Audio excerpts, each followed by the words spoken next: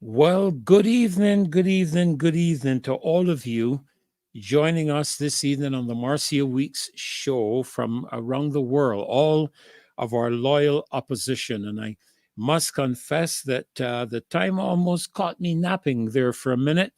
But it's good to be with you this evening, and good evening to everyone of you, all of you on the loyal opposition. Good evening to Patrick and to Sir Alfred, all the way from Brooklyn. Good to have you locked on, sir. Good to see you again this evening. Diana Husbands, Queen Bee, wonderful to have you again. James Harding, you loyal opposition. Marcia, remember to identify me, remind me of the national anthem.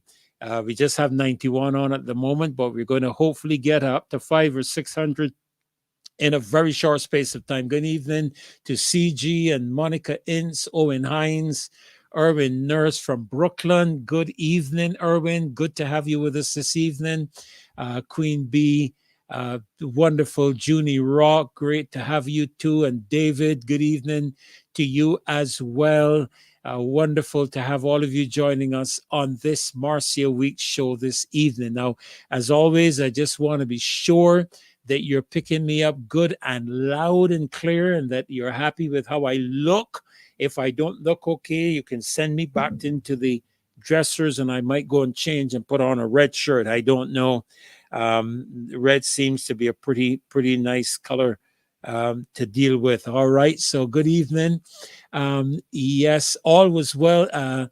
Janitha, thank you so much. Thank you so very much. I did miss the march on Saturday. I had a very important event at my residence. Of course, to those of you know that yesterday was Mother's Day. It was a very important event for us. We had several mothers in our family that we wished to celebrate, and we were able to do so yesterday. So I had to choose between the significant preparations that were necessary for that event yesterday at our home or the march. And of course, over the years, I have often sacrificed my family and neglected them under the guise of ministry. They've always more or less, like got a second place. And I made a commitment to them not long ago that I would try to avoid that as much as possible and make sure that my family holds the correct perspective in my agenda. So I missed on Saturday. I know you all had a great time because I did view it. I did view the march during the day, and it was great to see all of you who spoke at the Independence Square. The young people, particularly that were out, it was great to see all of them. And of course, let me take this opportunity, and I may have to come back to it later on in the night, to wish all of you mothers, both biological and spiritual. And if you don't mind me adding some of the dads in there, because without them, you couldn't have the mothers. I think I heard Maxine speak to that last night. But certainly all of you mothers, single mothers, married, spiritual and biological mothers, let me take this opportunity to wish all of you belated Happy Mother's Day.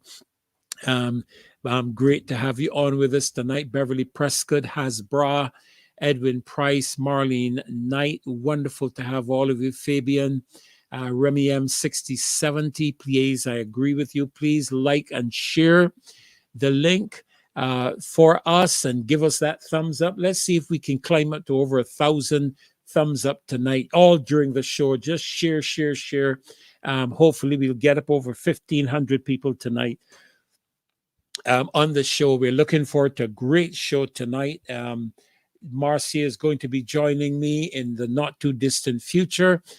General Caswell is going to be coming on board, and we're going to be looking for a young man that will be coming on as well to share with us tonight. And we are certainly going to be looking forward to another great and informative and educational show tonight. Now, some things I'm going to share at the beginning, it's the few minutes that I have before all the others join me. And as I listened to the show last night, you had a great show last night, again with Maxine and with that young man that that showed, shared his opinions and views on Nigel Harper's presentation to the Joint Select Committee on the Cybercrime Bill. And of course, we know that some things were expressed today in the sitting, and a sense of which I'm told even here on the chat that the Minister Marcia Cattle seemed to suggest that she wanted the Joint Select Committee to speed up their deliberations. Sounds a little bit like what the Prime Minister said regarding the Fair Trade Commission's decision on the light and power matter in the House of Parliament, in the House of Assembly, Parliament. Hurry it up. This thing has been hanging around. And come on, let's give them what they want. And I'll come back to that in just a few minutes. But until then, I just want to welcome all of you. Wayne MacD Austin, Major T, good night to you as well. Thank you so very much. Yes, please, you keep praying for me. We're having some challenges, but we are going to do this. Why? Because we're not afraid. They must be scared, Marcy, of something based on how they're responding and the actions that they're attempting to take. And also let me add that I'm not one to apply conspiracy ideas to every single thing that happens. Good night to you, Nigel. Great to have you with us again tonight. Missed all of you all on Saturday. I really, really did. And I'm looking forward to this coming Saturday. I've had to cover a lot of things, a lot of energy I've had to use. So you just keep praying for me that the good Lord will, give me the strength to navigate through all these different things that we're dealing with. It's on a number of fronts, not only politically, but also in the realm of the church. And I will make a comment or two to the church of this country and to a couple of other organizations as I go through the night. All right. So we're given just a chance. It's 7:07. Rosemary, thank you. Yes, coverage of Saturday's march. I did take a peep at it. Saw one or two people speak that I hadn't seen speaking before, make significant contributions. I saw Miss Lynette Eastman back on the truck. It was good to see her back there on the truck again, sharing with you and sharing concerning this cybercrime bill. It's a very serious bill. And I'm going to treat a couple of things that were mentioned during the show last night. And, I want to issue a warning to the Barbadian public. And, I have tried over the last several months, over the years, really, whenever I address a matter, I try my best to bring the supporting documentation, because I'm not an expert at everything. I guess, some people would refer to me as a jack of all trades and a master of none. I do try to be an all-rounder in the sense that, on a cricket team, you have specialist batsmen, you have specialist bowlers, you have specialist fielders. I guess I'm a Gary Sobers kind of person. I'm an all-rounder. I try to fit into areas where I can be of great benefit to my team. And I want to say that here on the Marcia Week show, I consider myself to be a part of a team.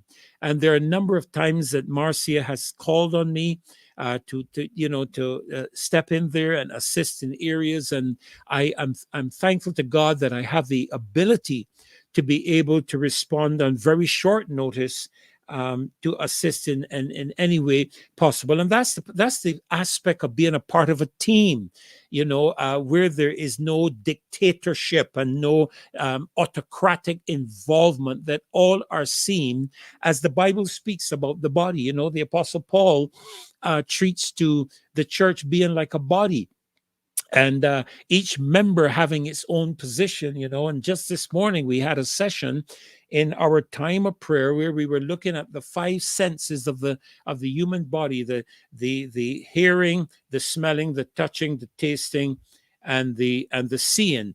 And each member has a particular capacities. It can function in a particular area. And if something happens to one of those areas of the five senses, the other four are very quick to compensate for it. And, the Bible also speaks to the fact that upon on what they call the uncomely members, those members like the liver, the gizzard and those kind of things, there, that we don't pay a lot of attention to. We adorn all the outside, with the girls. Don't get upset with me with the hair pieces that you put on, all the beautiful stuff you use to bring out your beauty, because that's how I see it. I don't think it should make you beautiful. I think it should bring out your beauty, but that's just my humble opinion.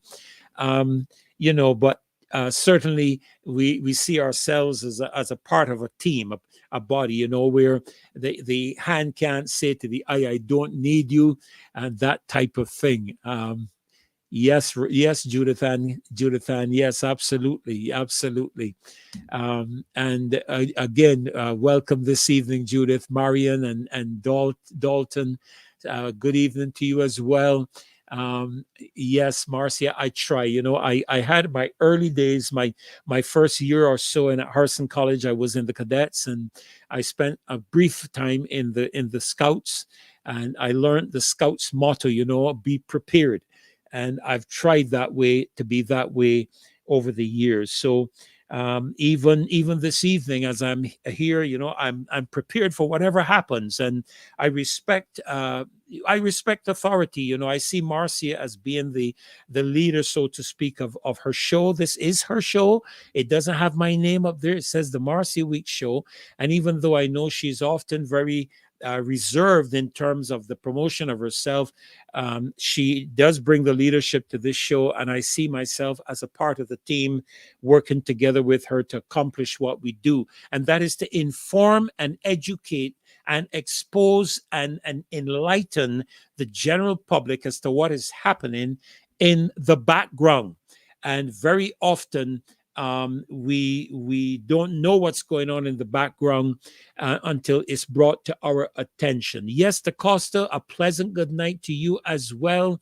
I like that out there in Bajan land. Yes, and I keep pushing the whole perspective of my national anthem, and the specific things I target: strict guardians of our heritage, firm craftsmen of our faith. And I will not surrender that to anyone. I will not surrender it to the Prime Minister. I will not surrender it to the President of the United States, or the President of China, or to the President of Ukraine, or the President of Russia. I will not surrender my strict guardianship of my heritage. Neither will I surrender the firm craftsmen of our faith. And speaking of the strict guardians and firm craftsmen, I'm going to ask Dave to prep the national anthem. And in a few moments, Dave, we're at 490. As soon as we touch 500 or 715, really, in another 2 minutes, I'm going to ask you to play the national anthem. As a matter of fact, I'm going to ask you to just let the national anthem roll. And when you roll it, I think my mic will go on automatic mute. But if you want to...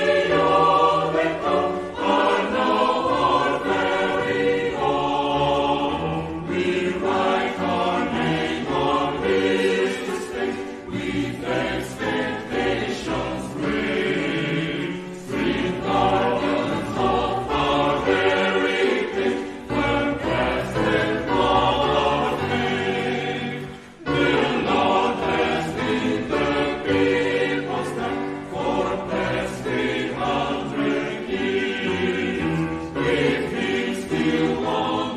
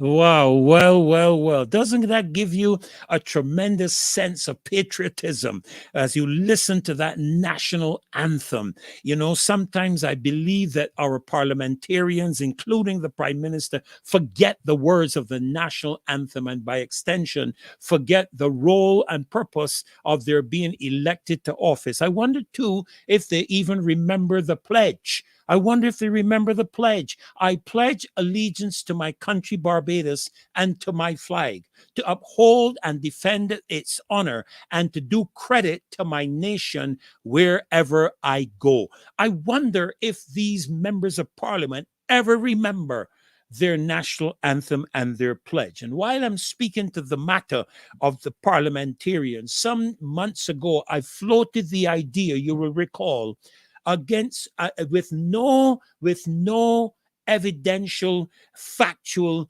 information to say it. I said that it is my feeling, if I can use the term, that the Prime Minister and the government is going to seek to call an early election. This was borne out by a subsequent call I had from overseas, where the person advised me that the meeting that they had at the Sam Lord's Castle, the Wyndham up there, Sam Lord's, the Prime Minister advised the members of Parliament to begin their canvassing. And I want to say this today, and I want this to be understood, because I just smiled as I was listening to the recording of the show last night. I had to say, you know, the Bible says in the mouth of 2 or 3 witnesses, a truth is established. Good evening to you too, Alvin. Great to have you, Lena. And Michael, great to have you with us as well. The book says, in the mouth of 2 or 3 witnesses, a truth is established. And I heard Marcia speak to it last night, and I smiled. I turned to my wife and I said, well. She talked about the need, listen to me, the need to push this cybercrime bill through as quickly as possible, and relative to the intention to call general elections sometime between November and February of next year. Madam Prime Minister, members of the Barbados Labour Party, the cat is out of the bag. I don't declare myself to be prophetic. I do have the capacity to be prophetic, and the reason I have the prophetic capacity is because the Holy Spirit of God dwells inside of me, and he gives you the mind of God because he knows the mind of God. Nobody knows the mind of the individual better than the spirit of the individual. And so I do have that capacity when God determines it, not when I determine it, because prophecy is a gift and ability of God given to us. And I can't decide sitting here that I'm going to prophesy. That's not substantively supported in the scripture. But prophecy, definitely is. And some may say I prophesied, and maybe it was, and maybe the mouth of God, the voice of God, the mind of God was spoken through me at the time. But I did say that it is my feeling, my view, that the government is going to call an early election, especially in the light of the disarray in the Democratic Labour Party. And I am issuing a warning. I want all and sundry to hear it this evening. I am issuing a warning to the Democratic Labour Party, to the President, to the General Secretary, and to the political leader in the House of Assembly. Get your house in order. Get your house in order. Solve the stupidity of a nonsense that's going on in your house, because you are the party best positioned in terms of your infrastructure to be able to challenge the government on its leadership of this country. You are in the best position. The APP is not, and I will tell you this, if I am asked to, I will represent my country.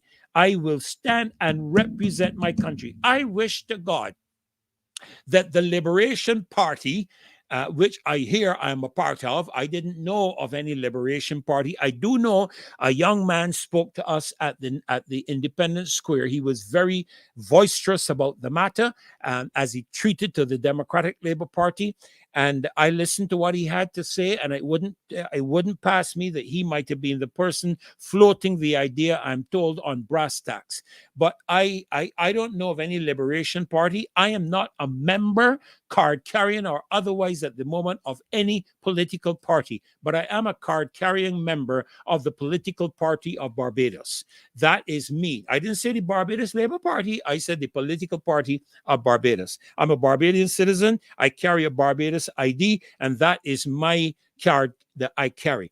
And so if I'm asked to represent my country, I will do so. And I will do so to defend the honor of my nation. I will do so to defend the honor of my flag.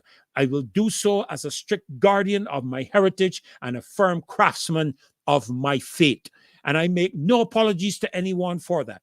I have said, and I've floated it here before, that neither the Barbados Labour Party, to the best of my knowledge, when I make the investigation, or the Democratic Labour Party are legally registered entities in our country, such as your company or corporation. They are an entity, a gathering of people under a banner, but the people sitting in the House of Assembly are 30 independent candidates.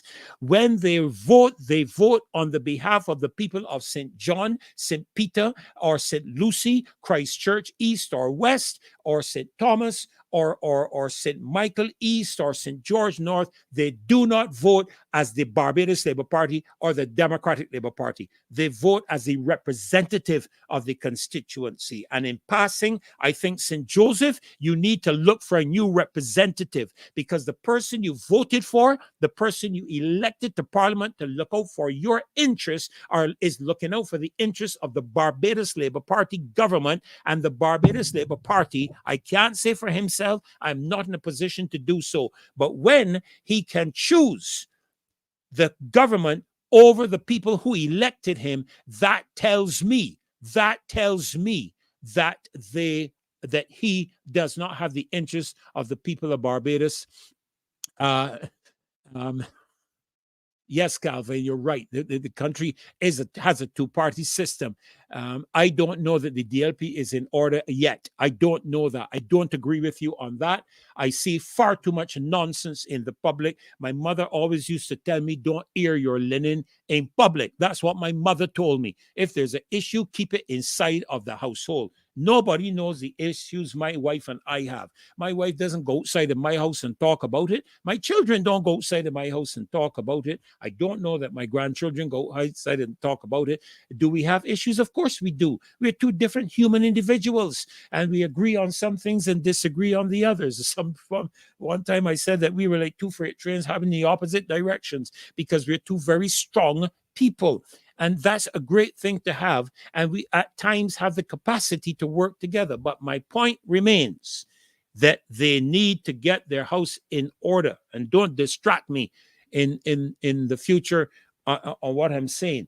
So listen, so we need to ensure that the people we put into Parliament, we elect to Parliament, is elected and understand that they're elected to look after the interests of the constituents of that constituency. They need to, in a constituency meeting, give a vent to Barbados Labour Party supporters, Democratic Labour Party supporters, independent supporters, or anybody else. After you're elected to office, you are not a representative of the BLP or DLP. You're a representative of the constituency that elected you to office. And these are the fundamental things that we need to get across to our politicians. I am tired, sick and tired of the stupid politics we have going on, the theatrics, the foolishness, the disingenuous dialogue and behavior in Parliament, and the stupidity that we have coming from supposedly educated people who are talking foolishness in the House of Assembly. We need to get it together and ensure that we have a proper opposition when the government calls an election. Let me quickly address the matter of this TRADEWINDS 2024. I think that's what it's called. This joint military exercise going on between our Barbados and other countries of the Caribbean, United States. I know that Kimar mentioned last night that in his 29 years, he has not seen as much activity as this in terms of the TRADEWINDS activity. I don't know if he was around during the invasion of Grenada, but if you think you're seeing activity now, you should have been around during the activity when Grenada was invaded by the United States military, using Barbados as a base and a launching base for that invasion.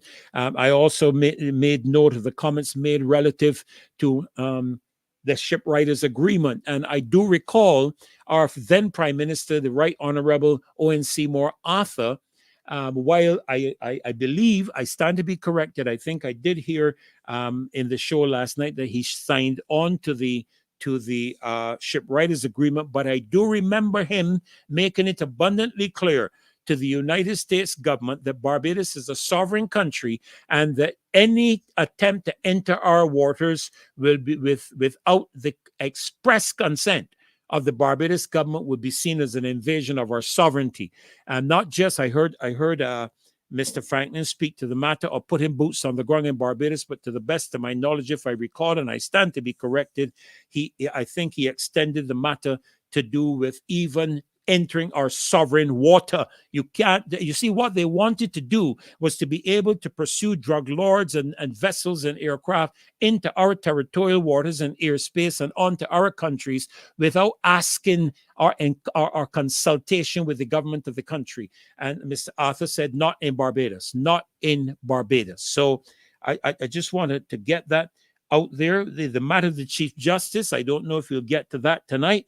I'm going to leave that out for the time being, but I do want to give a message to the church, and I want every church leader to hear this messenger tonight. If you turn to the book of Ezekiel in chapter 34, God makes it abundantly clear that if you don't look after the matters of the church and look after the matters of the people of a country, and you don't look after the matters involving the widows and the orphans and the less fortunate of society, he is going to find people who will do that. So you better get your house in order too. And I'm speaking here across the board: Catholics, Methodists, Pentecostals, Wesleyans, Nazarenes. If you think that you are going to be able to get on YouTube or on Facebook or on any environment and just preach the gospel, offend people, or cause people anxiety or emotional distress because of what you preach, and you will escape the cybercrime bill, you are sadly mistaken. We need to push back on it now. It needs to be repealed and recalled now, not tomorrow, not day after, now, because the government wants to make sure that when the election is called, that's why they want to push this bill through, so that when the election is called, just as Mr. Nigel Harper indicated in his presentation to the Joint Select Committee, that he indicated in Togo, digital right watchdogs warn against internet shutdowns in Togo ahead of the elections. This is what they use the cybercrime bill to do. And it also happened in I'm looking here at the information. It also happened, let me make sure I get it right, in Senegal, I believe it was. It also happened in Senegal. Of course, that president has been kicked out, and a new president has been installed. I see Mr. Franklin is in my back office, in my back room. I'm just waiting for him to give me a thumbs up, because I'd love him to join me. Caswell, so good to have you. God bless you. I like your shirt. You're a little brighter than I am tonight. I chose to be a little floral because I observed the lady last night. As I sat watching, I said, my goodness, I don't know. I think she's still married, right? As well, she's still very much married, And when I saw the look last night, I thought to myself, wow, Marcy is like the perennial, never ages. Beautiful set of earrings and necklace that Donna gave her. Was that the person who? But Marcy, Donna she gave 3. Yes. One for Marcia, one for Rose, and one for Maxine. I haven't delivered Rose's yet, but Maxine was bedecked in hers. I said she looked quite splendid in them. Yes, she looked absolutely splendid. My only question to you. Donna is a member of the loyal opposition, and she goes to all the marches, So Right, right. I saw her there on Saturday, you know, so she has to make sure her people look good. And Well, they were handmade by her. wow, they were beautiful. I was just wondering when we are going to get ours, but you know, I think we're still the normal fellows, right? We're still the normal Yeah, gender people. We are men, right? I forgot to get one. But Casual is she so. did the next best thing. She said one for my wife. So Yes. It's good to see you. Good to welcome you to the show tonight. I missed, you know, the march on Saturday because I had a Mother's Day function here at my residence, and I had a lot of work to do to get ready the home for it. So I couldn't, and I'd committed myself to my family that at the change of some of my ministry aspects, that I would not sacrifice them and neglect them as I have done over the years. And so I had to look after that on Saturday. But I saw you had a good march. yeah, well, I I came watched in at it. the end because I was on that show, Caribbean Pepper Pot thing Yes. in New York. The one that Ralph was on the week before. Well, Right, right, it was on Saturday, so right. I Well, so listen. I hustled down after the show finished, and I met the march, you know, just before we got to Parliament. I met it there, and then I continued, and I went over to the square, and I said what I had to say, you know. But I hope the Well, people. listen. So that we can get into the gist of the evening and so on, giving you a chance to just say hello to the loyal opposition and to greet them. And you know, you I'm sure you heard some of my introduction for the evening, because I touched on a few of the things that you guys touched on last night, including the shipwriters agreement. And I think it was just giving a message to the church at Caswell, Yeah, because I was listening to that because I was saying yeah, the same thing. You know, they yes, think that they're yes, going to be cloistered and yeah, nothing will yeah, happen to them. I'm very sorry, but if they don't believe, they will find out eventually when you see the first person. I remember when the attack um passes Canterbury. You know, I remember yes, I used to call him. I used to speak to him at night from his jail cell, because that's what they call it, a jail. You know, had he and his wife, and yes. even though they were not COVID positive, they lumped them in with people who were trying to Yes. make sure that they get it. But God was with them. You know, they didn't come down with that virus. You know, and they decided, well, they will put his wife in. You know, they told them are negative, and they're going to put them in separate rooms and put COVID people in with them. But you know, I asked why I complained about it. Eventually, they got together. But all these things these people do, and this is a man of God too, you know. So you have to think that Yes. Yes. they they're going to pick him and skip you, and then pick him. I'm very sorry, they're going to pick everybody. So be careful. Yes. Yes. The best be, Absolutely. you know, that they can't be short sighted. You know, unless someone Absolutely. call themselves prophet, the better prophesy, and they realize that they coming for them too. No, you're absolutely correct, Caswell. You know, and I've expressed this. I've expressed it on the show before. You know that, and I've expressed it to some of my colleagues as I've engaged them and enacted and interacted with them. You know, when I read the cybercrime bill, you remember actually in my presentation before the Joint Select Committee that the chairman spoke to me concerning a comment, because I did reference the fact that people could record a message that you are sharing in your church, and they could put it on the internet. And as a result of that, you, as the minister, could find yourself before the courts for disturbing somebody's emotional satisfaction or some foolishness of that nature. And, I've taken a very careful look at the Budapest Convention, Caswell, and it addresses none of these things that the government has incorporated into the cybercrime bill. It doesn't treat to any of these type of matters whatsoever. The Computer Misuse Act did exactly what they're saying they want to do now. They think all those offenses were there. What they have done is to amplify them, spread them, make them better or worse, depending on which position you're looking at it from. And then the penalties, because the penalties were not as severe either. And you didn't have the situation where you can go to jail for 7 years for just telling the truth. So they repealed, well, they intend to repeal and replace the Computer Misuse Act because that was good enough. Because the Computer Misuse Act spoke to the child pornography and all kind of stuff. So it was nothing new that they're trying to introduce. But they never told anybody. And because most people don't read, they decided that they're going to tell people, oh, if you oppose this, you're opposing laws against child pornography. No, the laws are already there. The laws have been there, and even before we had a written law, we have what people call the common law. The common law is judge-made law. That going from the precedents, for instance, there is no law in Barbados that defines murder. Murder is defined in the common law, and so you can't say, well, then got another statute book called murder, so you can't convict me for murder. People got hanged for it already. People get tried for it all the time. So they cannot come and say these things. There's law. The common law will find a way to prosecute you if it is bad. Contributing to the delinquency of a minor, that used to be one of those common law offenses that people used to get charged and locked up for. Then they didn't.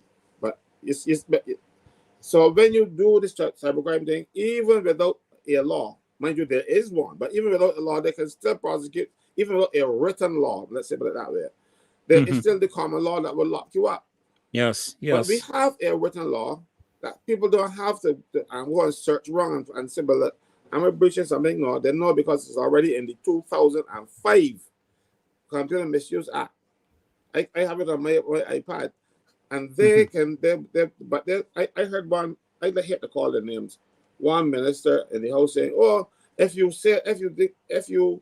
oppose this, you'll be opposing laws against child pornography and part of his presentation. But when I look, but when I look quickly, Kazel, because I don't want to go too far into your time. I want to make sure you have the time to share what you want to share. But I'm reading from the actual Budapest Convention, and it says concerning the whole aspect, Caswell, of cybercrime. And I want people to listen very carefully to what it said. This is from the Budapest Convention. It says, mindful of the need to ensure a proper balance between the interests of law enforcement and respect for fundamental human rights as enshrined in the 1950 Council of Europe Convention for the Protection of Human Rights and Fundamental Freedoms, the 1996 United Nations International Covenant on Civil and Political Rights, and other applicable international human rights treaties, which affirm the right of everyone to hold opinions without interference, as well as the right to freedom of expression, including the freedom to seek, receive, and impart information and ideas of all kinds, regardless of frontiers, and the rights concerning the respect of privacy. I mean, that is pretty clear, Caswell, and as the chairman, it must be, he was probably trying to trap me in the statement he made. I reminded him that the cybercrime bill also addressed two other areas. I don't recall the convention addressing any other areas other than xenophobia and child pornography and the matter of cyberbullying. I don't recall it addressing any other areas, but there's legislation that obviously has come in. And as someone has just said in the chat, and I just want to pull it back for you to see. Let me see. Here it is, Caswell. The ministers' wrap up today at this Joint Select Committee was ominous. World Cup, so-called emergencies in the region, and unproved threats seem to be reasons for pushing the CC bill, but not in Barbados. And remember that we had heard something about ISIS wanting to affect the World Cup here in the Caribbean. I know that it has circulated. The police were supposed to investigate it and give some credence to it. I haven't heard anything since then, but I do want to say that it's clear to me and others that in the attempt to call an early election, Caswell, they want to push this bill through. As Neil Harper, forgive me, I've been calling in Nigel, but he's Neil. Neil Harper indicated that they want to stifle dissent and opposition to the elections when it's called. And casually, remember one other thing quickly. We have to find another way of managing elections in Barbados other than the prime minister calling it. America can't do it as a republic. It is assigned to a specific time of the year, a specific numbers of the year. President can't change it or adjust it. We need that type of position in Barbados where nobody can adjust the scheduled date for the general elections, period. And I want to see that matter enshrined in our new Republican Constitution. Over Well, to you, Caswell. don't God hold your bless you, breath, my friend. because that is what the prime ministers have used as a strategy from the time I knew myself, and it was happening before I knew myself. Oh, yes. Everybody knew me, because they would call elections when it's most advantageous to them. Like right now, what is going on in the Democrat Labour Party would be good for a governing party to make sure that those people there lose everything, because they're misbehaving themselves. They're not behaving as though they got any sort of common sense. Common sense seems not to exist at George Street right now, and I want to speak about that. I'll elaborate, Yeah, go ahead. I have spoken to people who were in that meeting that suspended Blackett. And my understanding is that the meeting was a bit hot. As meetings go, sometimes when you have people with different points of view, I've been in one or two myself, as a matter of fact, I was one of the hot ones. And the chair wanted to adjourn because he wanted it was a hot seat. And somebody, at his urgence, moved a motion to adjourn. He said, do I have a seconder? And somebody said, second that. He said, meeting adjourned. Can't do it that way. It doesn't work like that. No. You still have to put the question. No. Yes. So if you look in the newspaper, you can see the dishonest reporting of persons who, because you will see them say, oh, that the motion to adjourn was put, it was seconded. They never said it was voted on. That's correct. That is correct. Read the newspaper. They never said it was voted on. So that means the meeting was not public. So if the chairman, the chairman walk out, and there is a quorum, the remaining people at the meeting have a right. That's right. A chairman. That's correct. They choose a chairman according to all parliamentary procedures that I know. Yes. And he was apparently the fourth or the third vice president of the party, and he was empowered to sit. The General Council is the highest body outside the general meeting. You know what I'm looking for? I'm looking for my Robert's Rules of Order. You're absolutely correct. Right, you're absolutely correct, at Caswell. You move a motion. The motion is seconded, and then it's put to vote. Yeah. It didn't go to the vote this time. The chairman got to walk out. The chairman said, but then it's not constitutional. I understand some person told him that you can't do that. If you do that, we will put somebody in the chair. But, rather than stand up like a man and take your licks and fight your battles, he walk out the room. Well, the world doesn't stop because the chairman or the president of the Democrat Party said that the world will stop. Yes, you can't stop the world. You can get off. If you choose, even in real life, you can't stop the world. You can get off. You can choose to get off. And one way of getting off is killing yourself. That's the way to get out this world. But the world continues. So he just committed political suicide when he decided that he is going to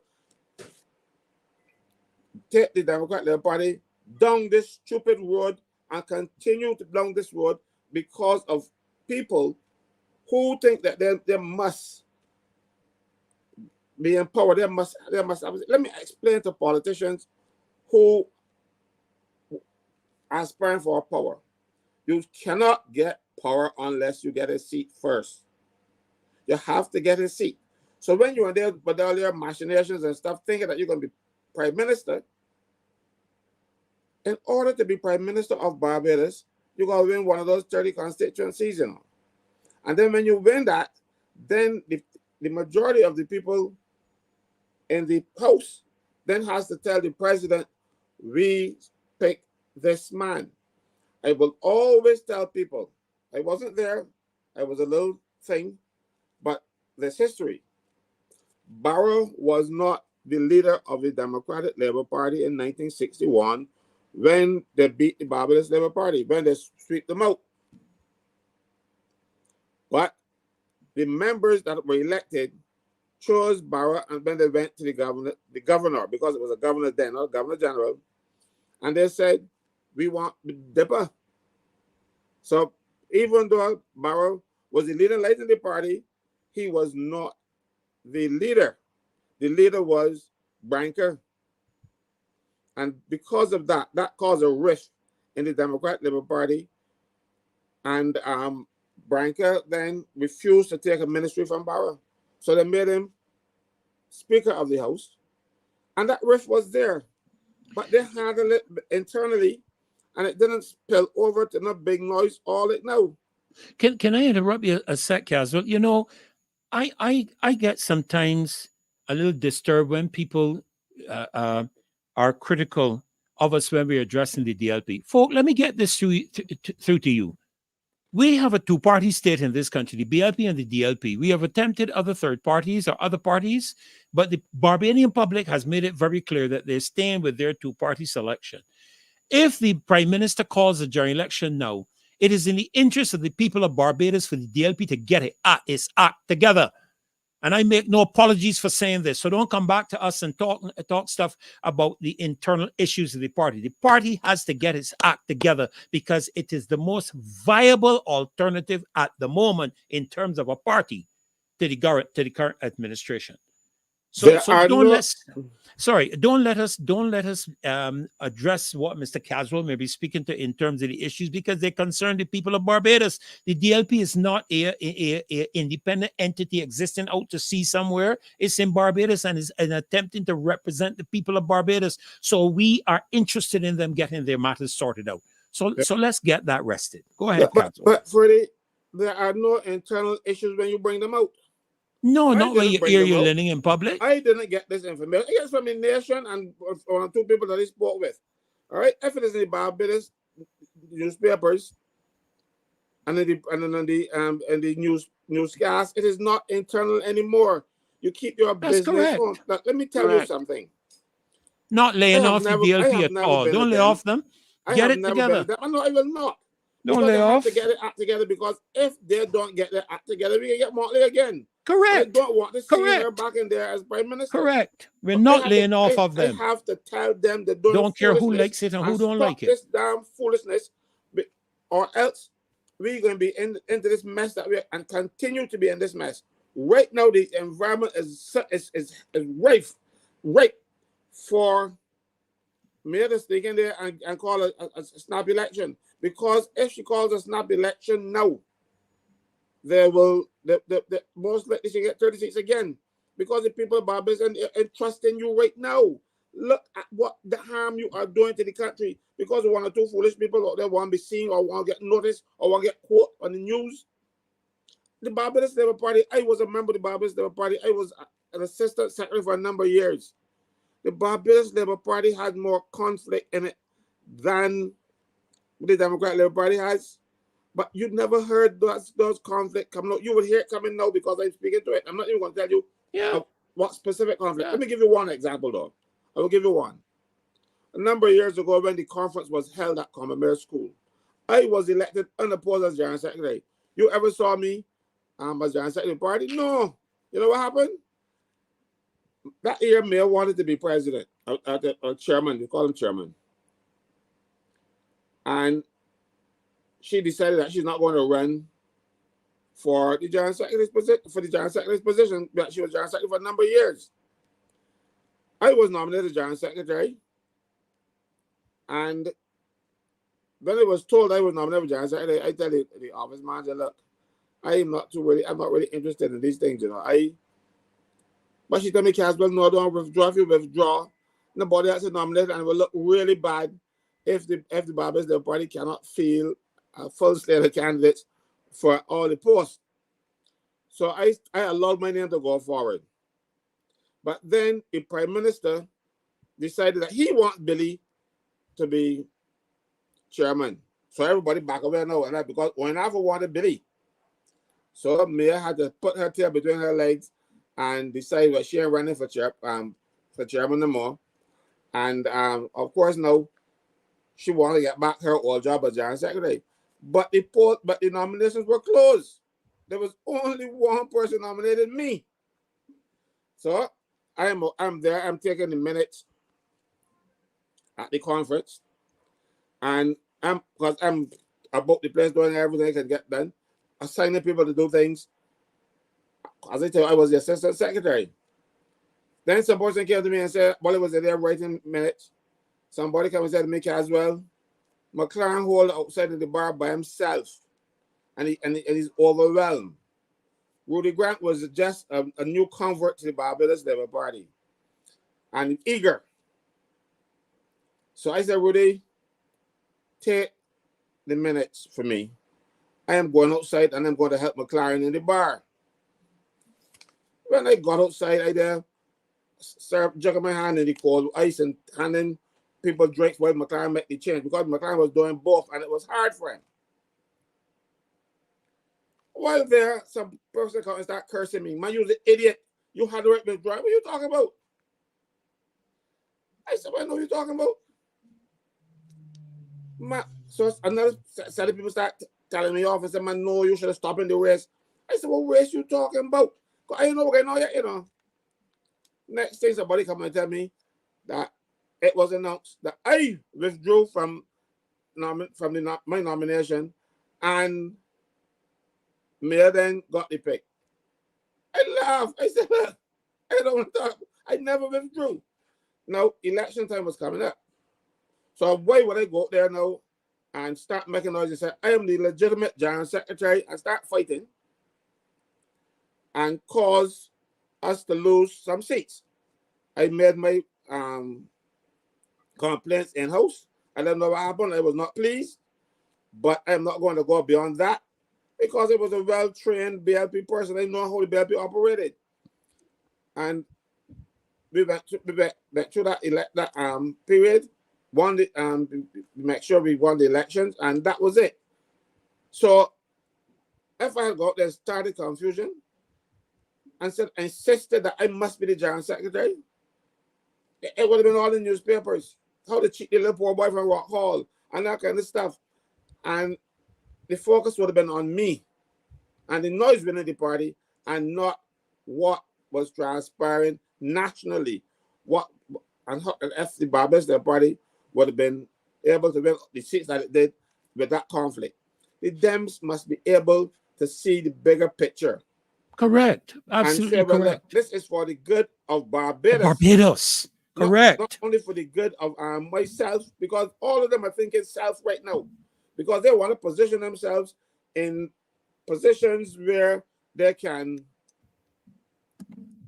decide that, okay, if the party election calls and I win my seat and I'm the leader, the president will call upon me. No, the president don't call on you. You have to report to the members that bring with you, have to tell the president that we support you. But they can't support you if you don't win the seat. Right now, you can't call upon the president for anything. As a matter of fact, without Ralph, you couldn't call on the president to name any opposition senators or anything like that. That's right. So you That's have right. an opportunity. That's right. To get a voice in Parliament through Ralph, and rather than take it like the gift, that it was, you start all this rumbling and rancor because seeing the smaller picture, you're seeing the opportunity. But I digress. That was a long digression. I was talking about the cybercrime thing before. But you got 5 minutes, because I want to bring Marcia in, because she has a very important guest coming on in about 5 minutes. Yeah, but let me I will get back just quickly other things that I want to talk about. But see what happens when this nonsense goes on. Yes, yeah. You right now you were talking about child pornography. I am going to read for you, and for anybody who is willing to listen, something. It's section 13.1.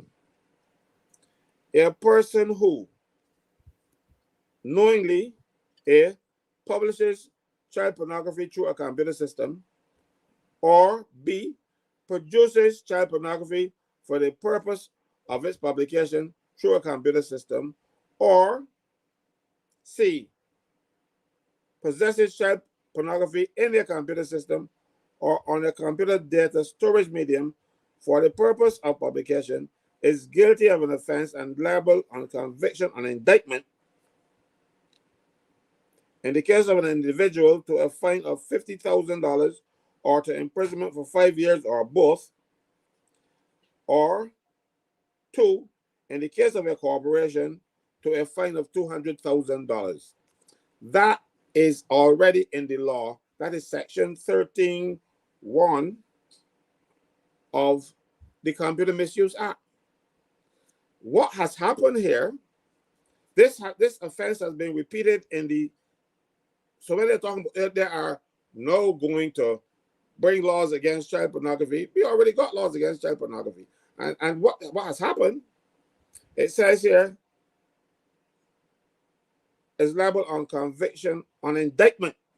That's before a judge and jury, right? And you can get 5 years before a judge and jury. But they don't want to give you 7 years by a magistrate. Yeah. Because they said on summary conviction to imprisonment for 7 years, that's extending the magistrate's jurisdiction up to what a judge, and here, more than what a judge can do. And $100,000. Well, here, and $70,000. We have the magistrate, the judge here had $50,000. They take it up for a magistrate. Yes. To get, and I'll tell you something about the magistrates, right? They don't have that kind of power. They are now given a power equivalent to a judge. That is now breaching the separation of powers, because you can't have the judges and the magistrates, as a matter of fact, the magistrates given more sentence than the judge. Yes. So that is the problem. The magistrates are junior judicial officers. The senior fellow is called the judge. The senior fellow got less jurisdiction than the magistrate. All of these things are wrong. As a matter of fact, there's a case in Jamaica, I don't know it very well, but the Privy Council spoke to it when the magistrates were given in the Jamaica Gun Court. The magistrates were given that kind of power, and the Privy Council said, no, you can't do that. I know I have the case somewhere.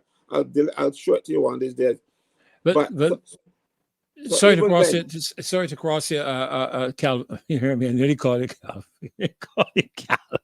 Just don't call me Eddie. Okay. Just don't call me Eddie. But I'll take a. I know what else I'm not going to call him. I not go there. Anyhow, listen, let's welcome Marcia. See her in the back office there. We want to bring her in because, as I said earlier this evening, this is the Marcia Week show. And I know Marcia doesn't like to be brought to the forefront and so on. But I was talking about teamwork and so on earlier, and I was making the point. Every team has a captain, and some specialists. I prefer to refer to myself as an all-rounder. I can bat, I can bowl, I can field, I can do anything at all as I am needed. So, but listen, Kazim, you're going to get back to some of that stuff. But I want to welcome Marcia because she has a special guest to introduce. It's coming on right now. And so, Marcia, really good to have you in on your show. Yes, it's great to be here. I'm excited. Really great to have you. Really great to have you. I feel like when Caswell comes on, and he's just happy to be here. And it's great to be with everybody. Mr. Franklin, we're all part of history. All 1,000 of us or more that's on here. We're making history. Did you all see the parliament today and those young people in parliament today? There was T-Man Howard went in and he did a whole spoken word in parliament that they did for us here on the show. And this is all product of what we are involved in, all of us. Janine Butcher. I mean, that young lady, I remember meeting her at Roadside Parliament, and she was she went in today. I tried to get her to decide to go to Parliament. And and thank God for Lisa and everybody who researched Rose Corbin. Our team gave them as much information as possible, and those young people went in there, Mr. Franklin, and they delivered well. Anybody seen those young people today? Yeah, they were great today. Great, Yes, absolutely Rachel great said today. I was so impressed today. I was impressed today. Yes, and we saw our people. We saw our team up there. Victor Lewis, who normally would talk about Joe's River, was in there sharing it, man. Yep, And yep. isn't that I tell awesome? you. And we had David. What am I saying? Weeks. David Weeks. I didn't know that. David Weeks. Marcy forgot Weeks. Listen, David Weeks was so phenomenal that he went in, I think, to talk for 10 minutes. I think he got most about 75 minutes or something. Somebody told me. Am I correct in that? Am I reading that right? I am not sure, to be honest. I didn't get the entire thing. Yeah, but he was. I'm getting reports. I mean, all the presentations. Heather Cole was on today as well. Heather, and she's in the diaspora. David is in the diaspora as well. And we just want to celebrate them. Come on, guys. Come on. Can you Yes, put up absolutely. Yes, put up the thumbs up and the claps. Yes. That is wonderful. Yes, Tony Paris is confirming that. Oh, and David is telling me, yes, they messaged me at 10:15 and asked me to come on at 10:40. They allowed me to present for 75 minutes. Wow. I am genuinely amazed, he said. Wow. Oh my gosh, that was awesome. I feel jealous because they only gave me 10. No, but Freddie, you see the nonsense that happened there, right?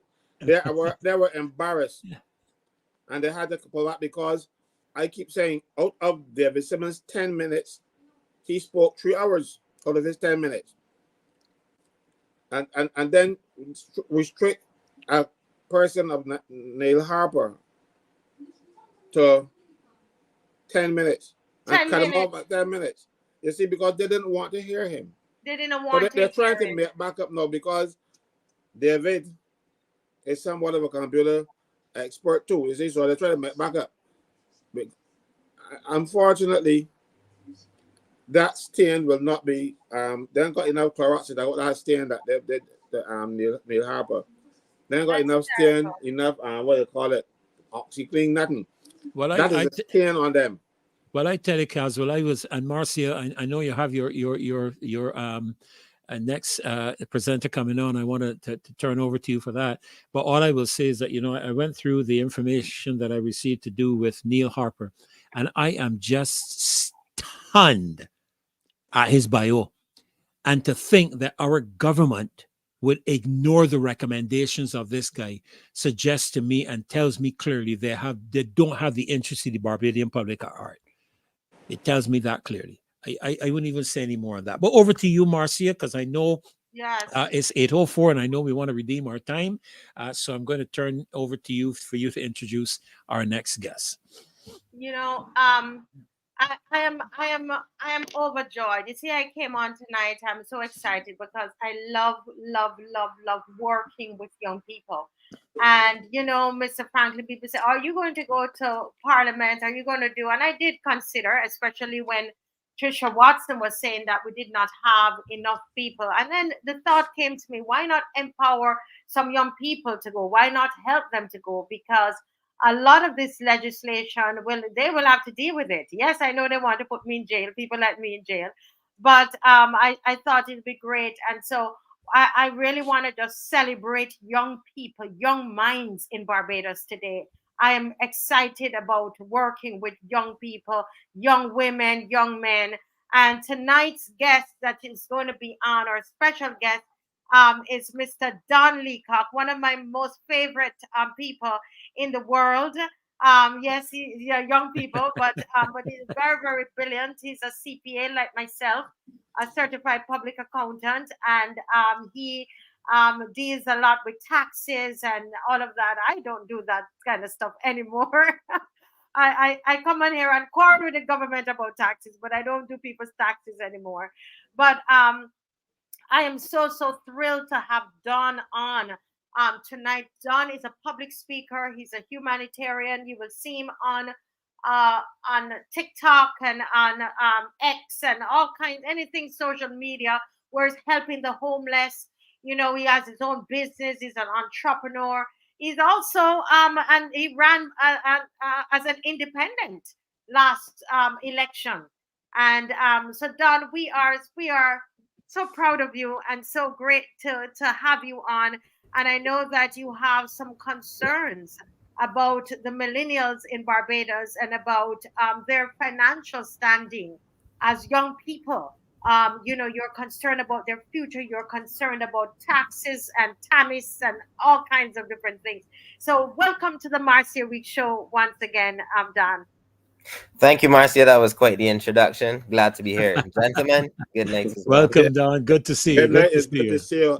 I was Yes. following you on TikTok. I saw you. I don't know if it was the last one, but the last one I saw Yeah. that you did with the Thomas and those things. You know, I said, well, I can take a back seat now. You know, because these youngsters coming up and they're doing it. The place, I'm saying this place is in good hands. You know, Marcia. I can sit down and sit on my hands now. If I get a few more people like him and Kimar, I ain't got nothing to worry about. You know, I'm learning. It is Well, they're trying to make the taxes on the internet and everything to confuse people, you know. But Kaz, well, I can tell you, I'm learning that TikTok is more than the noise my clock makes. You know, no, honestly, I was very impressed with that. Yes. With that presentation. You know, Welcome. Right, Don?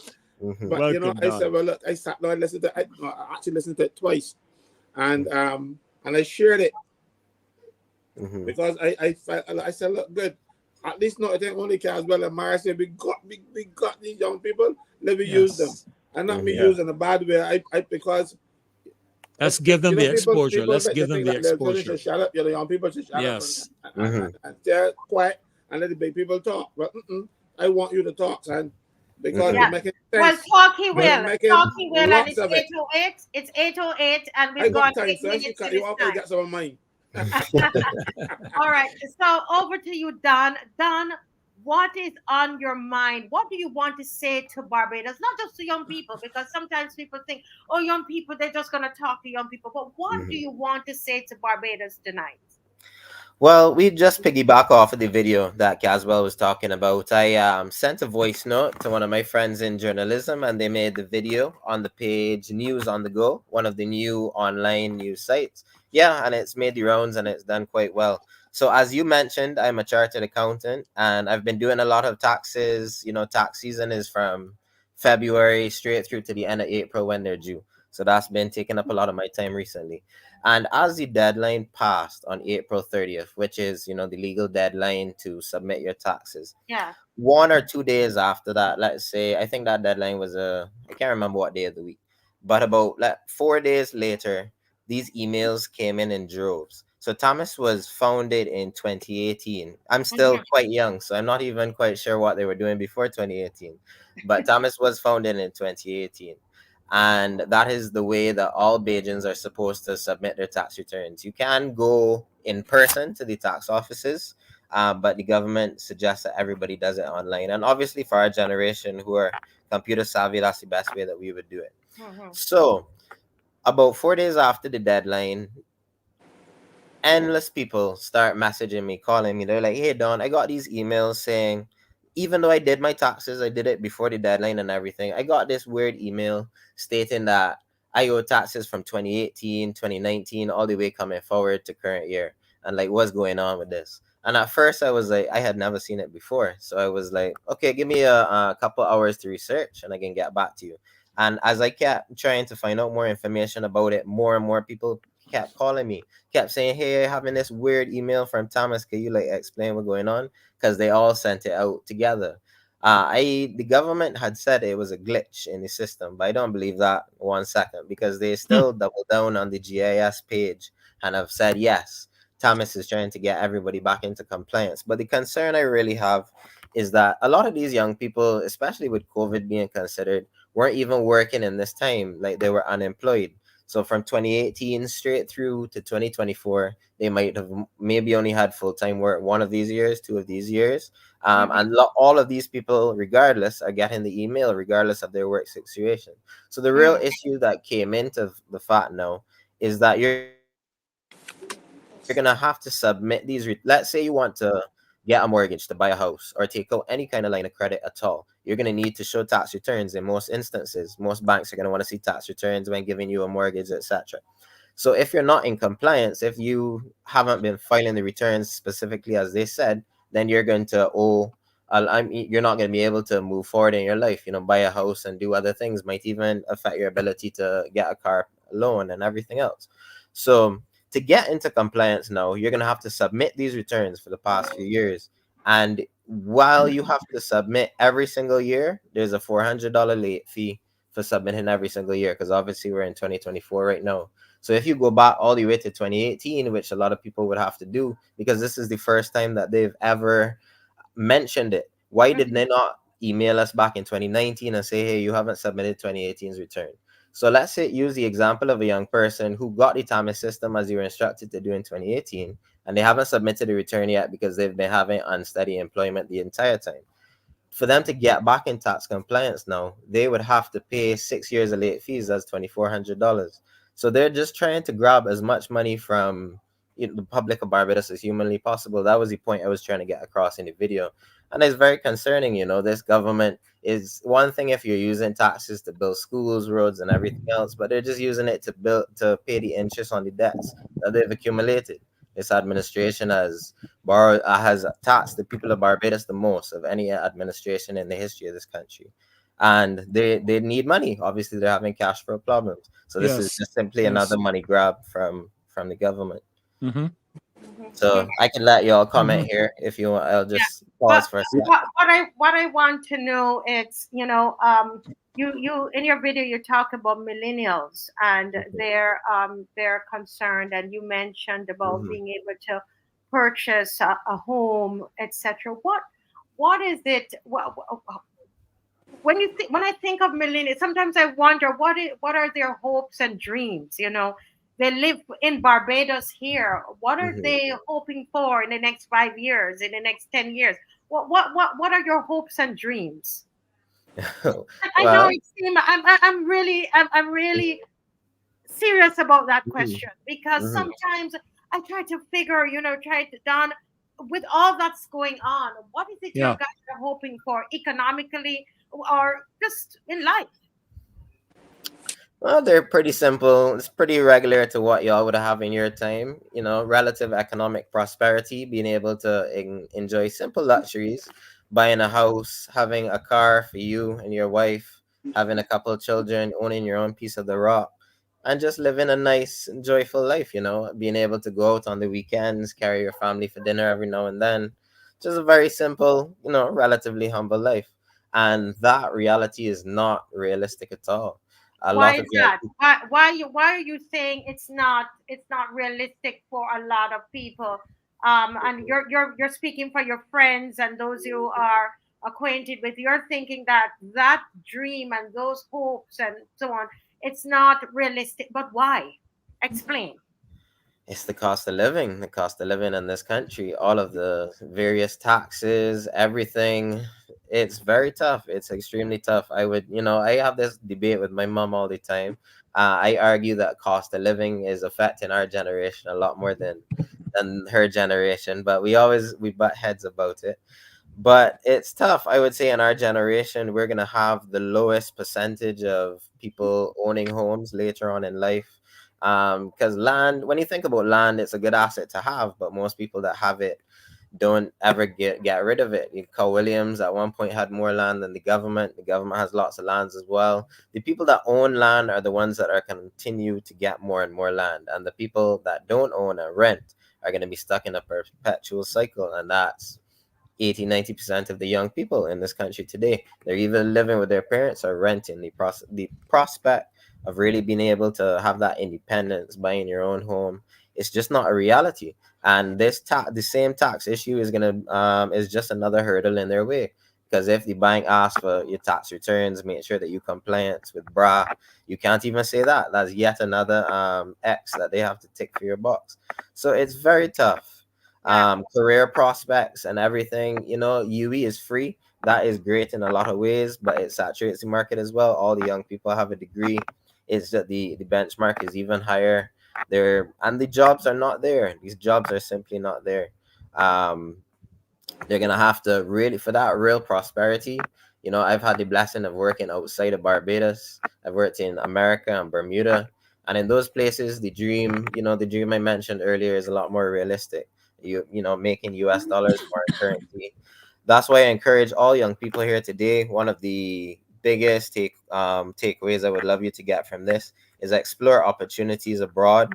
Let's say US companies, British companies, European companies, anybody that's willing to take remote workers. You all have degrees from UE. Many of you even have master's degrees from UE.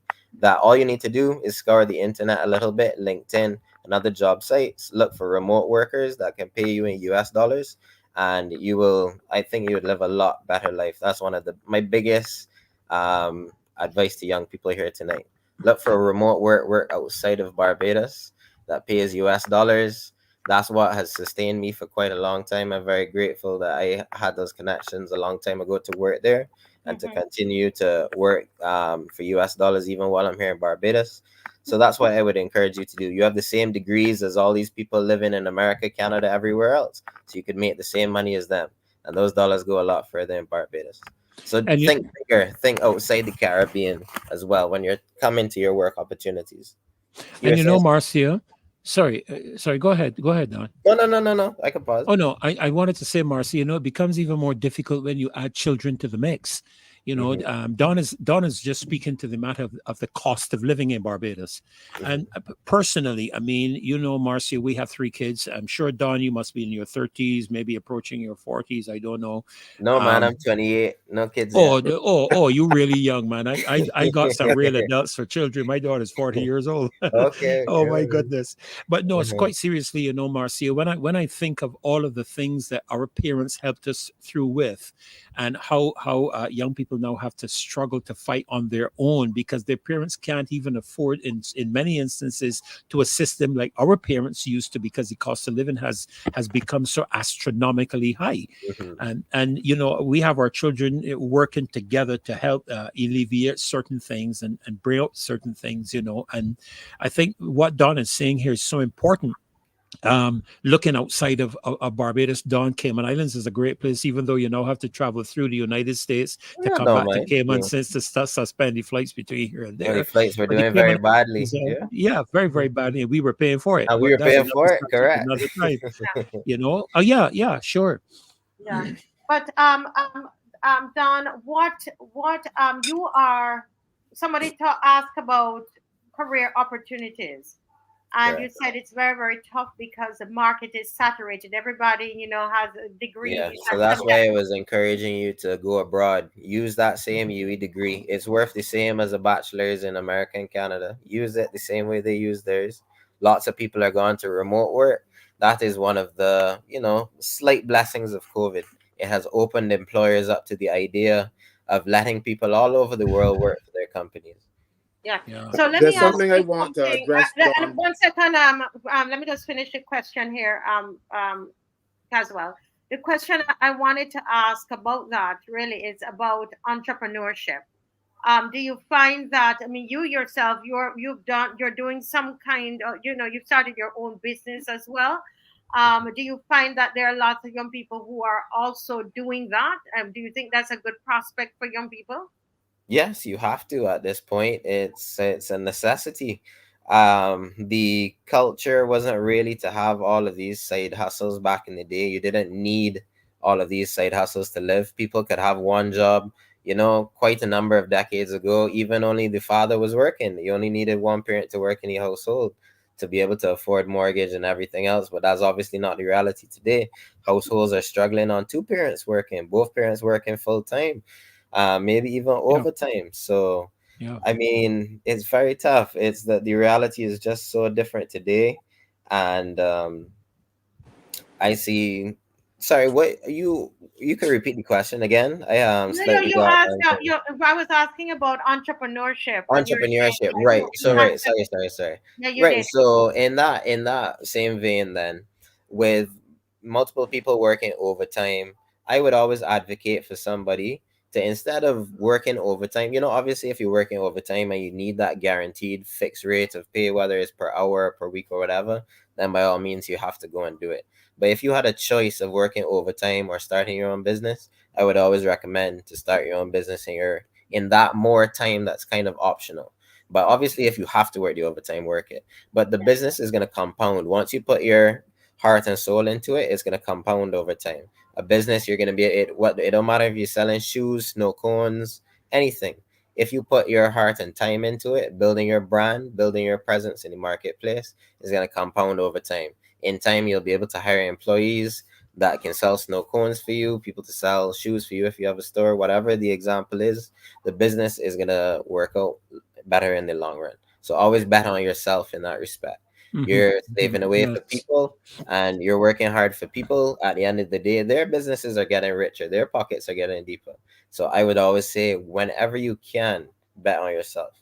Mm-hmm. But then Pascal? I want to take you back to something you were talking about earlier, because I want to confirm for you, because you might not, since you are 28, Hmm. I was 28.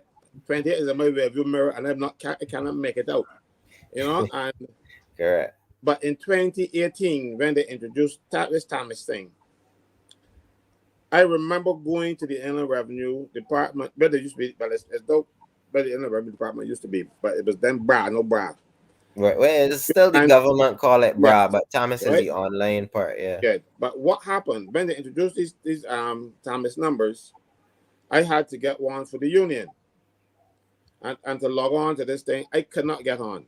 This very device that I have in my hand, I had to take it to the old Treasury building, and I went to the officers, and I said, "Well, I can't get on. Who to do it?" And they went, and they couldn't get on.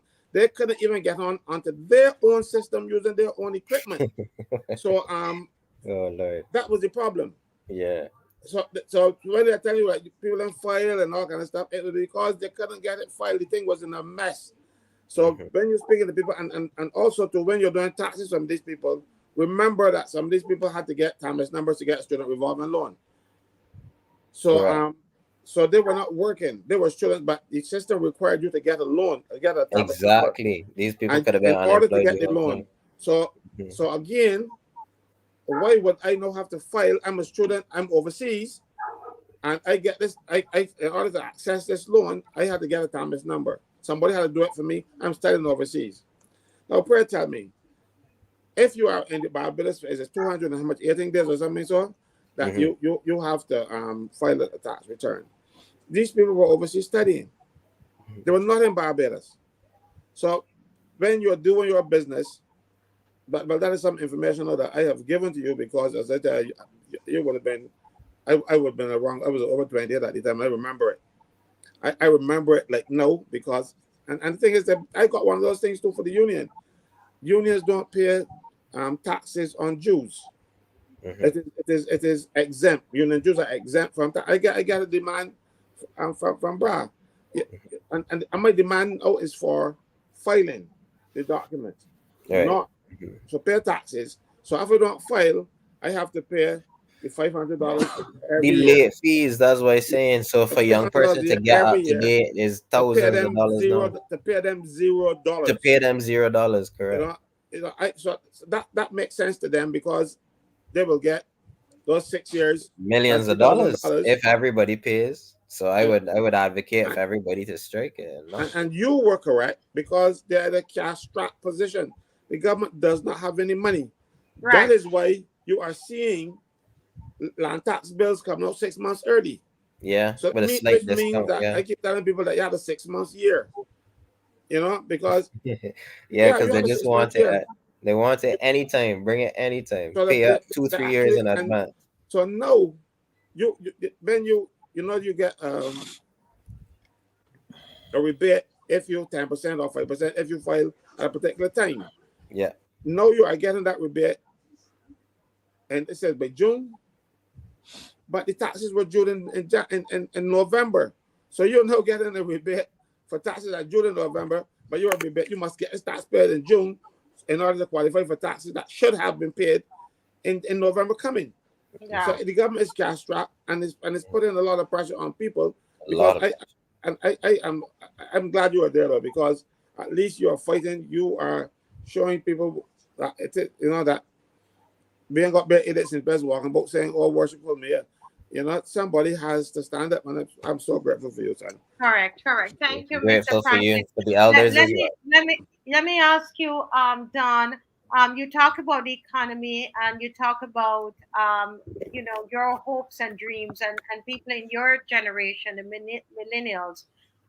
What, as someone who is into finance, you're an accountant, and etc. What would be some of your suggestions to government if you were able to sit down and speak with the Minister of Finance? What would you say to such a person? A lot of the problems aren't even, directly the economy. It's just the speed and ropes that you have to jump through to do business. For example, a Bajan can open a LLC in any of the states that don't pay tax in America in 3 to 4 business days. As an international, not even an American citizen, you could That's right. open a business in America in 3 to 4 business days as a That's right. Bajan. Think about how long it takes to open a business on Kaipo as a Bajan. Not that, don't even think And about it if you're costs. international people. Like these things, and then because if you want to do things the right way, if you have a good idea, you've even like gone through the trouble of taking a business plan, talk to investors about the idea. If you've really gone through all of that, and even if you have the cash ready to invest, it's going to take you so long to set up. Even when you go to the bank to open a new account now, it can take you 2-3 months to open that account for the business.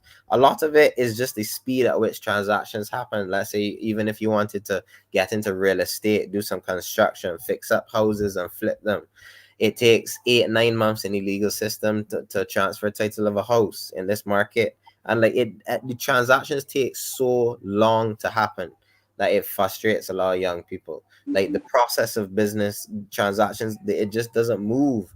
It's not, we're not as efficient as some of the other countries in the world are in terms of doing business. And I find that if we were to just even speed up the way that we do business in Barbados, it would help money move faster. Once money is moving, it always accumulates more and more, everybody.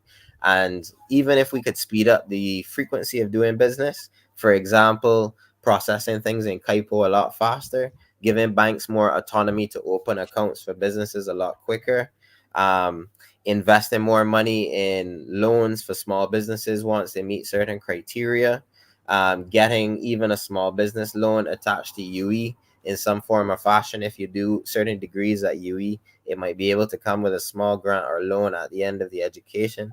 Small things like that would make gigantic differences for young people in the market, I would say. That's where it would start. That's just a couple of thoughts. Yeah. And I know that you sought election. Well, you are candidates. Let me put it Mm-hmm. more that way. If you were to have been elected, which ministry you see yourself as a young person? You say, you know what? If I were to be part of that ministry or to lead that ministry, I would transform it in this way or that way. I don't know. I mean, I didn't plan to ask you all of this, but I think it is. You're here and so intelligent. I would love Yeah. You to better know say Prime from you. Minister. Huh? You better say Prime Minister. Well, you gotta be what she asked about ministry, so it gotta be Yeah, Ministry of but Finance. no, Yeah. seriously, Don, I want to hear from you I'm as serious. you're living in Barbados. You were born here. Correct. Went to school here. And you look and you see what's happening to a beautiful country. Which area you say I would like to transform that area? Which area and how would you do it? Well, everybody on this call knows already that all the areas need to be transformed. There needs a massive Oh, recall yes. of quite a few industries. Obviously, to answer the question directly, if I was picking one today, if somebody, I don't know who it would be, if that magic person gave me the option to pick one, it would have to be Ministry of Finance, so that you could really oversee the entire government and really make the actionable change that you want to. specific industries that could use a lot of work. Yeah, the Ministry of Health could use a lot of work. The Ministry of Culture could use a lot of work. The Ministry of Youth and Sports could use a lot of work. All the ministries could really use a lot of work. Um, for the ministry, so just to do maybe one idea for each ministry, I would really push a lot, like, because I even see a lot of the stuff from the Ministry of Culture, I would push a lot differently. Barbados really needs to go back to, I would say, it's more African roots. That is what people love about the Caribbean. We're happy, we're African of descent people, we're happy Black people, and that should be our brand. A lot of the branding is catered toward, and not a more Eurocentric outlook on the world right now. I really think that we could double down on our African roots, and that's the direction that the Ministry of Culture could go, producing a lot more films that really highlight Black excellence and our rich, diverse history. If we're talking about the Ministry of Youth, I would just do as the same thing. I would try to make access to capital for the youth a lot more realistic in terms of loans and business grants, and speed up the process of doing business. You could open your business in 2 to 3 business days, open a bank account shortly after that, and start doing business and start learning how to do this. And then the Ministry of Tourism, we could just talk about, not having blunders, like invest the money better than flights. Like how they spend money, empty flights coming and going to Cayman all the time, and the Barbados people are paying for it. It's crazy. Leave So my Cayman Islands alone, please. no, I'm a big fan of the Cayman Islands. So, Oh, dear me. but they ate a big food off of Yeah, us, yeah, yeah, the Barbados. absolutely. Absolutely. So, but yeah, man, those are just some of the thoughts. But Yeah. the other area, Marcia, I'm curious to hear him address the aspect of manufacturing. As a young person, one of the things that came out of the show last night was the fact that Barbados's only economic earner technically is tourism. What about manufacturing? How do you see young people contributing in the context of manufacturing? I think it could potentially be a good prospect. My question back would be, do businesses at a large scale find Barbados as a good spot to do manufacturing? We're relatively land scarce, and we have one of the highest minimum wages in the Caribbean as well. Mm-hmm. So it might not be young people's willingness to do, large scale manufacturing. It might be more so geographical disadvantages and the fact that our dollar is so strong. Man, if I was a big business, a big American business looking to open a factory, it wouldn't be in Barbados. It would be in, a country with a lot lower minimum wage. Jamaica comes to mind, Trinidad, Guyana, literally anywhere else. So it might not be that young people aren't willing to do it, because it would open up a lot of jobs, not only at the lower level. It would open a lot of supervisory jobs, managerial jobs, C-suite jobs. But once we have the land, the human resources are definitely there. They're definitely young unemployed people ready to work. A lot of people think young people aren't ready to work and are lazy. That's not the case. It's just most of the time the only jobs available are chauffeur and thing. So Yeah. it's tough. People that have degrees, even master's degrees, are stay unemployed for months at a time. So Mm-hmm. I know they're that well. ready and willing to do anything. They just need the opportunity. There's a question here. Question, yeah. You're saying something? No, I was just about to refer to that same question. So go right Okay, ahead, Marcia. thank you, Dr. Ferdinand. Sir, to what extent do you think migration into Barbados is affecting employment opportunities for Barbadian youth?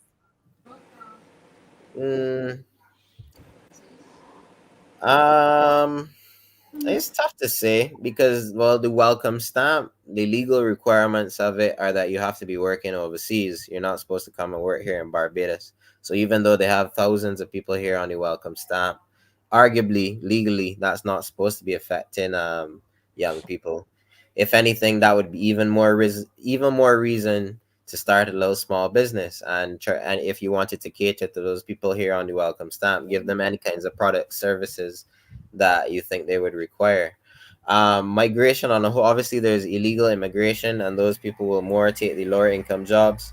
So that definitely would affect it. I've seen quite a few Venezuelans coming through. Obviously, there are other countries that migrate here as well illegally. Um, again, that's the main reason. Remember the main reason I said I would love you to take away from this chat here tonight. For young people, seek for employment online, remote jobs that can pay you foreign currency. Think of a worldwide job marketplace. Don't think about Barbados. Don't pigeonhole yourself to Barbados. Even if you've never traveled outside Barbados, there are 8 billion people out there in the world. Everybody, and if you have a bachelor's degree, if you have any kind of education at all or working towards it, you have a lot more than a lot of young people. You can even do certificates online. Google has free courses that you can do. Many universities, even the likes of Stanford, have free courses that you can do. No tuition at all required. That can get you skills to do a job that might pay 15 US an hour, 20 US an hour online. So those are all things that you can do. So just think very big. Think about it as a global marketplace. So even though Yeah. there might be factors like immigration to Barbados that are affecting job prospects here, try to think of yourself as marketable in a global context, not just even a Caribbean or a regional one. Mm. Marcia, I have a comment. Yes. You see, and I hope the people realize that he did not have these questions ahead of time. All right? He didn't have what? He Have these didn't. questions ahead of time. Right? No. I know. I'm telling you. I'm saying that he didn't have them ahead of time. You see, just now when I said which ministry I said prime minister, because our prime minister cannot do what he is doing now. Her questions must be submitted ahead of time so she can get somebody to prepare the answers. And this young man is here You said it, not feeling me. questions from you, Marcia, and from the audience here now too. And look, he's handled himself quite well. We need to do more investment in these young people because look, he's capable. He just need the leg up to implement some of these ideas. So when I was talking earlier about getting into Parliament, these are people who want in Parliament with some sort of ability. He is there answering questions now that I am sure the Prime Minister would snap at the reporter, and you must have those questions ahead of time. We've seen it with the Rehearsed answers, acting. you know, Yes, and important. all of these things. People tell me that they have to submit the questions, and people when they go to the meetings or not, they're gonna get a chance to ask them. Yeah. We are asking questions, and another thing. One thing I want to ask you though, however, is the selection of degree programs at KFL, because I don't know if you would agree with me that might be a problem because some people do degrees that are not going to be able to get them up there to do some work. Mm-hmm. You know, I and agree. I think what I'm asking though is how would you modify or suggest to KFL the kind of programs that they need to get our people working and get our people working not only in Barbados, because some of the degrees that you can't even get work in Barbados. Mm-hmm. Correct. Cave Hill is tough though because once they offering the degree, essentially people would take it. I don't want like go out on a limb and name a specific degree that I think is not gonna get you a job. But y'all have degrees in your mind. I'm not gonna name a specific one because I don't want to belittle anybody's dream or anything. But let's say if it was X degree that you went and studied at UE, and nobody is hiring for X degree. It's a very wishy-washy type thing. Let's call it wishy-washy. You as an individual, you as a young person need to know within yourself, well, I wouldn't really have probably got a job with that. It's tough because obviously as a university you want to be able to cater to people that have kind of different dreams, but at the same time most businesses you have to really look at business and be like, what kind of industry do I want to be in, and what kind of qualifications do the people in that industry currently possess, and then I can't go and do a degree that doesn't match that in any way, shape, or form. It's tough to really tell the universities only offer, the standard degrees that you hear about: law, medicine, engineering, accounting. You don't want to tell a university to do that because it does kind of stifle certain growth. But what you could more advise young people to do is that don't, under any circumstance, go to university unless you are 100% sure that this is something you want to do for minimum the next 20 years after you graduate. If you know that you want to start a small business, go and start the small business first at 18 years old, when you got the least to lose. You might age in life. Even 2 years later, you might have a child at that point, and then you need more immediate finances. So you have to go and slave away in the job for the rest of your life. So I would encourage the young people more so, if you are not 100% sure on a degree, if your parents are pressuring you to do a degree or anything like that, and you are not 100% sure, don't do it. Start a business, even work part-time or full-time in the field that you see yourself in. But there's not a rush. There's not that rush to do a degree, because our generation, more so than any other generation in history, is going to be the more, I would say our generation is going to be the most entrepreneurial generation in history thus far. And when I look at people my age and I look into do business, the last question on my mind is if they have a degree from UE or Harvard or anywhere. I just like you. I like the numbers of this deal that we're about to do, and we can do this deal. So that's what. Actually, That's it. Marcia, Yeah. Marcia, I wanted to ask that question, because we were talking about the degrees and so on in university, but I made a note here about what about the skills and abilities of our young people, because there are a number of young people who may not necessarily be academically inclined, but they have phenomenal capabilities. I think of some people who do, like my son that did an epoxy layout of the nation of Barbados with beaches and everything done on it, that kind of a skill and an ability. And I wondered how could they go about engaging online capability in the absence of a degree, where they could elaborate on their skills, their abilities, maybe what little experience they might have had. How could they do that? Well, at that point, you could start a social media page, because what you described is very visual in nature. If you were able to get 10,000 plus people seeing that beautiful work of art there on the Or screen, yeah, and you would be able or to dressmaking or something like that. anything like that. So Yeah. that's why the power of social media is so thing. Mhm. My average video on Instagram gets 30,000-40,000 views. So I get a lot of work, promoting businesses and stuff like that, because they need that time. Building that platform is easier than ever before. You don't need to pay for an ad in the newspaper to promote your small businesses. You don't need to pay for an ad on the radio to promote your small business. Everybody is equal, has an equal playing field on social media. Everybody starts from zero and builds their way right up. So once you put in the work, once you have the real life skills to do something that matters, social media gives young people that advantage of Platform. free marketing that older generations never would have got. Older Yeah. generations had to take out a whole ad in the newspaper to tell people that they make dresses. Young people can just hop in front of the phone and say, "Hey, I made dresses. Look at 3 dresses I just made just now." And yeah, and we could only do it Correct. on a local basis, while you have the opportunity now as young Worldwide. people Mhm. of On a an worldwide platform. Yes, international yes, level. yes. Beautiful. There are so many questions. There's a direct question here about taxes. I'm going to ask that Judy to send it to me directly on that particular because this is his business. All right, so just send that question to me directly. I'm here trying to protect you, Don. But in terms of your business, but Don, I'm sure you've heard we're coming down to, we've gone a little bit over your time, but this No is so problem. interesting. But Don, you've heard a lot about the cybercrime bill that the minister is saying today, Minister Cadler. My understanding is that she's eager to get it passed and proclaimed and so on.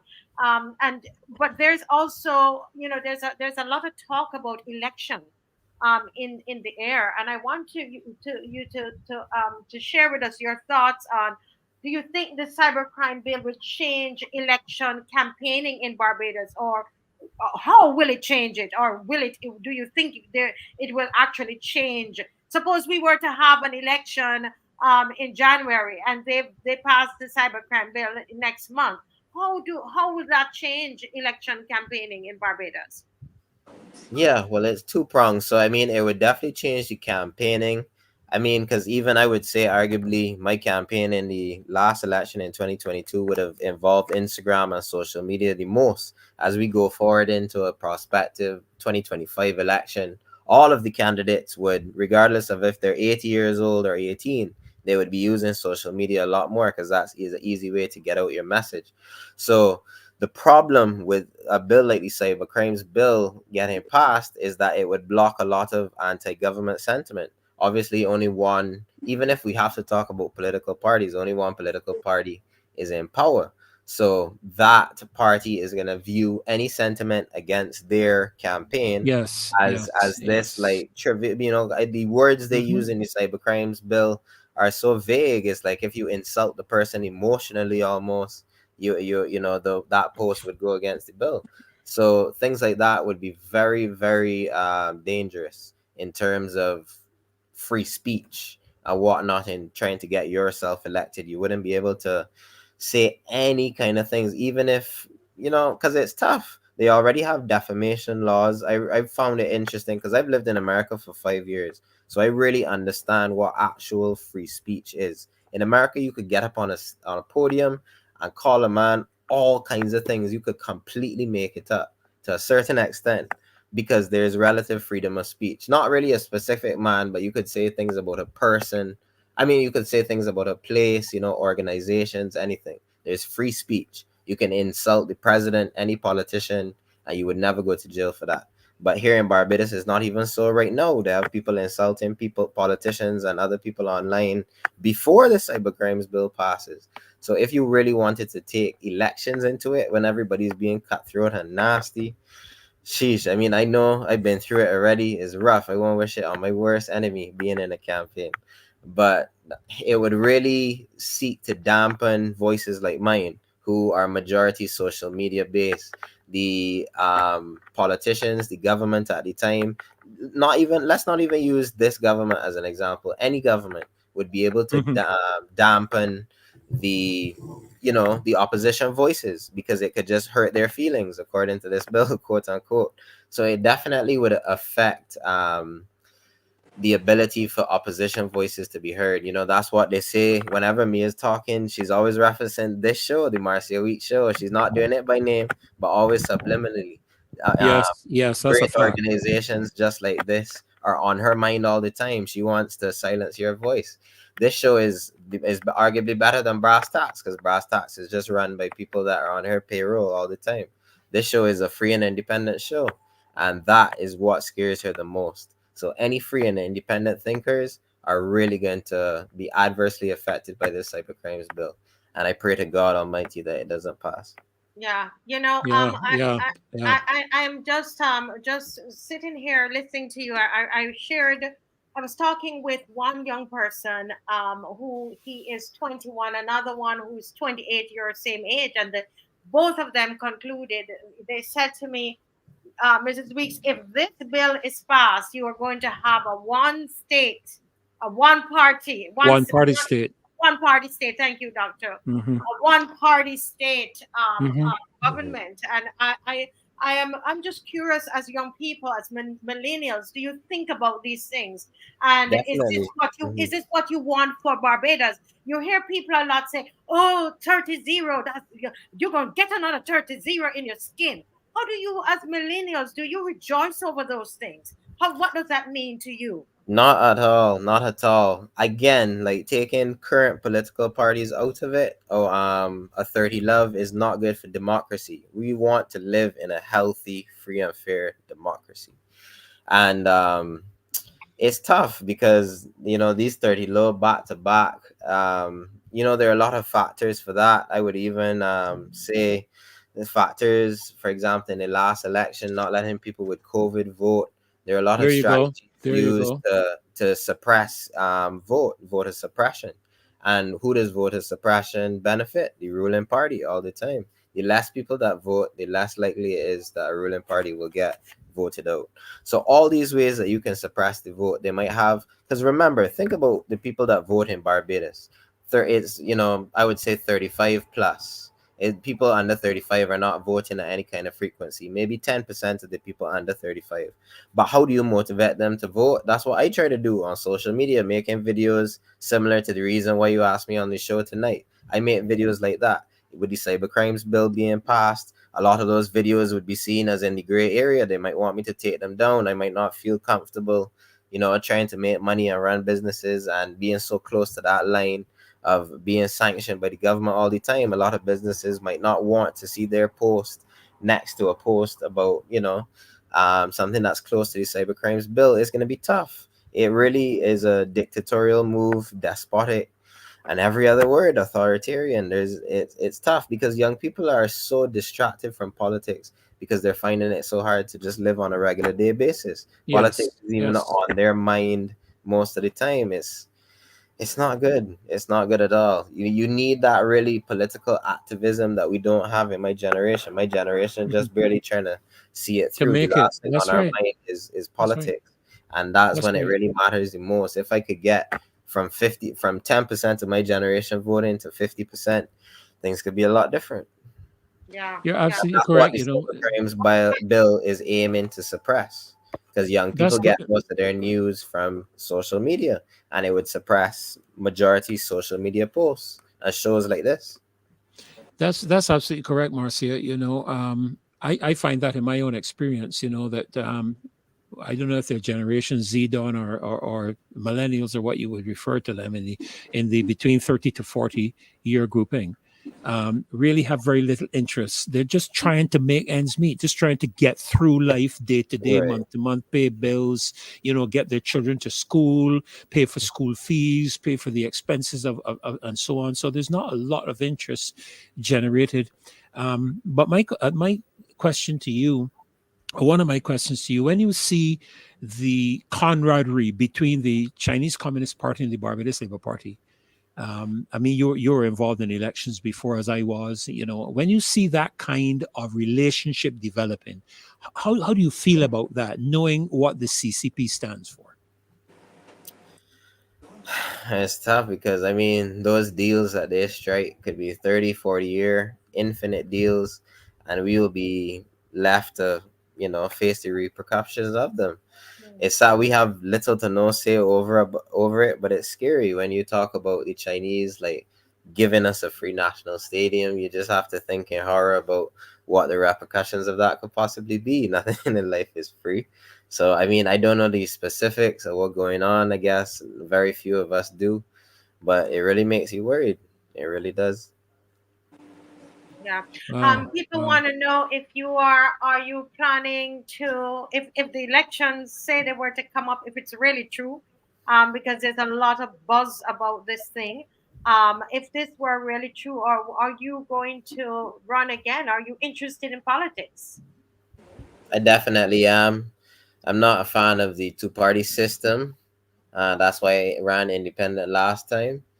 The problem is that people don't vote for independents. Independent candidates don't have a realistic shot of winning the election. At the end of the day, you can't just keep running to prove a point. Elections cost money, it costs reputation, it costs friends, family arguments. It's tough.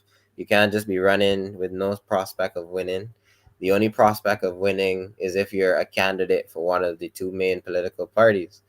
As I said, I'm not a fan of the parties. It just would depend how I feel at the time. But I am a fan of definitely running again. I do see myself running again, whether it's independent or with a party.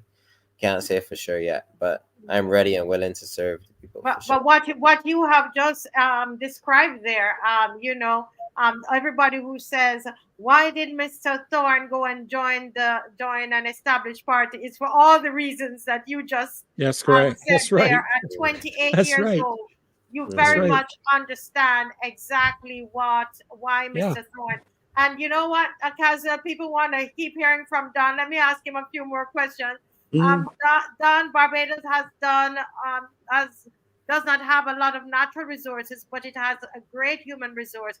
How would you go about economic recovery? You Recovery. Yeah. utilizing our human resource. How would you go about economic recovery utilizing our human resource?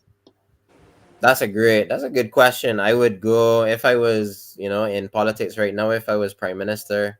I don't know how y'all would see this idea, but a great idea, in my opinion, would be to invite a lot of, the world's biggest companies to come and set up shop here. You could give them tax incentives and in exchange hire people. So you could get a lot of Bajans with computer science degrees getting high tech jobs for Apple campus. Let's say Apple opens a campus here, Amazon opens a campus here, thousands and thousands of jobs, but paying, higher salaries, US dollars. And for them, it would be, we would give them tax incentives and tax breaks, but they would be employing all of our young people. We have so many people, it's got to be per capita one of the highest amount of people with degrees that are unemployed in the world, I would say. I don't have any official statistics, but it's definitely got to be one of the highest. We have free education. Everybody does as most young people do as they're told. They try their best to go and get a degree, but at the end of the day, there still are so few jobs available. So you need to bring businesses with that have enough capital and are willing and able to pay young people to do those jobs. So you have to bring in some of those companies, similar to how they do it already. There are quite a few offshore banks and whatnot in Barbados that pay young people in the finance sector a lot better than they would have got paid anywhere else in Barbados. They have companies even like Mount Gay, for example, now who are owned by Remy, which is a French company. They pay young Bajan people a lot more than they would make at other things here in Barbados. So it's tough because I would say that you definitely have to stay cognizant of the Bajan market, because this whole show I've been advocating for entrepreneurship. So the only kind of businesses I would bring in if I was prime minister would be businesses that aren't doing business in Barbados. So think about Google, think about Apple, think about, for the majority stake, Amazon, right? I mean, obviously you can get packages here now, but not in the grand scheme of things. We're a very small fish. So I would be those businesses doing business outside of Barbados. Yeah. Those would be the companies that I would welcome to bring in and let us be your workforce. Let us be your driving factor. Let us do your sales, your marketing, your accounting, your everything, but from over here in Barbados. You would get some tax breaks. Our tax rate is far less than America, and our citizens would get jobs. I would say that would be the best way to, as the question was worded, revitalize our human resources. Yeah. But Marcia, okay, I think Mr. Franklin has a question, and then I want to get this question for Theory. He's a young person, 21 years old. But go ahead, Mr. This is not a Franklin question, it's an application. It's not a question, it's an application, Marcia. Don, I'm giving you a little piece of my CV. I have managed several election campaigns, several successful election campaigns over time. The next time you run, I'm here and I'm available. That makes good. I think you will go places in Barbados, and with a little non really hanky panky goes around, can help you. You don't need to have the knowledge. You got it already. To acquire that knowledge, you have it already. All you need now is to have some person who can assist you in getting that job done. I'm prepared to be that person. And I'm not looking for any job. I'm not looking for any money. I'm not even looking for a post. I'm not looking for a consultancy when you win. All right. But keep me in mind. All of us will help you. All of us will help you. Keep me in mind. As we will help Kimar and everybody. Theory. Correct. Kimar. I'm a big fan of Kimar. It doesn't want a question. That will happen. Big fan of Kimar. Yeah. Don, Theory Gittens, he is one of those young men, very promising. Again, love him. And Theory presented in Parliament and was speaking at the rally and the march on Saturday. And he says, Don, if you have a ministerial post over crime prevention, what would be your strategy? That's a very new ministry. They get about 12 million a year or so in funding. Crime prevention. It has to go. Me personally, all right, let me show you how I would do it. It has to come to a point where you just eliminate it altogether, and you can only really start with relative young people at that point. Who are the people that are committing violent crimes? Majority under 30. So it is a youth problem. It is a crisis problem. You don't have that many 50-year-olds going and committing brutal drive-by murders. It's 22-year-olds, 23-year-olds, 19-year-olds. It is a youth problem. So you need to tackle that in the teenage years. You need to give young people. So think about what, obviously you wouldn't have heard most of like North American raps and stuff. A lot of rappers in North America say in their lyrics to songs, the only way to make it out was like lyrics or a basketball, because other than that, you're just gonna have to commit crime. So it's very similar here in Barbados. Young people in the ghetto do not see any feasible way out of the ghetto. It is very impractical for those people in those situations to go to UE full time, because how you can put food on the table? Everybody needs you to put food on the table. So you're gonna need to go out there and work a minimum wage job. You don't have any education, you can't get a better job than a minimum wage job. But when you can go out there and sell even small amounts of weed and make minimum wage money in a couple minutes as opposed to a couple hours, that becomes a lot more appealing. And with the drug trade, involves a lot of crime, a lot of gun violence, stabbings, shootings, all the violence. So you really need to root out the mindset of criminal activity at the age of 13, 14. So if it was me personally as the minister of crime, that's where I would focus a lot of my attention. I would have lots of mentoring sessions, or even try to work on a collaboration with the Ministry of Education to see how we could really spend maybe an extra 20 to 30 minutes out of the school day thinking about how we're gonna steer the kids on to like keep them on the right path, because it's that age when you really are the most vulnerable, when you really are coming as a man. Most crimes are committed by men as well, sadly. There are not a lot of young women out there doing violent crimes as well. So the issue of crime prevention, if you think about the person that's doing crime in Barbados, the avatar of such a person is a 21-year-old man. So we need to try to intercept his mindset about 5 years before he's committing that murder. So I would say we need to focus those resources and efforts at the age group of like 13 to 17. I would say we're a young man. That was I myself. That was when I felt the most vulnerable and susceptible to being swayed by a decision by the wrong crowd.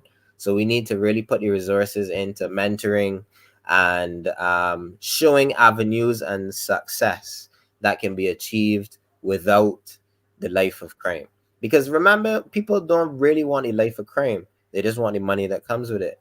And that money, sometimes they Yeah, even just yeah, want it so that that's they it. can put food on the table. It's not Yeah, that anybody some people are kleptomaniacs and are crazy and are deranged and enjoy stealing and hurting people.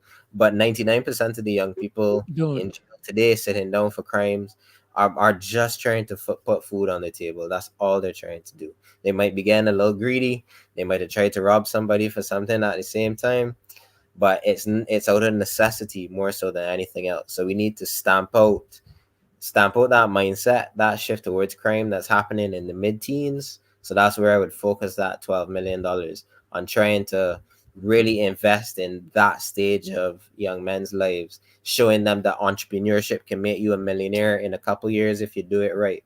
As again, social media is huge. Build a global brand that you could sell products globally. People love the Caribbean, feed off of that.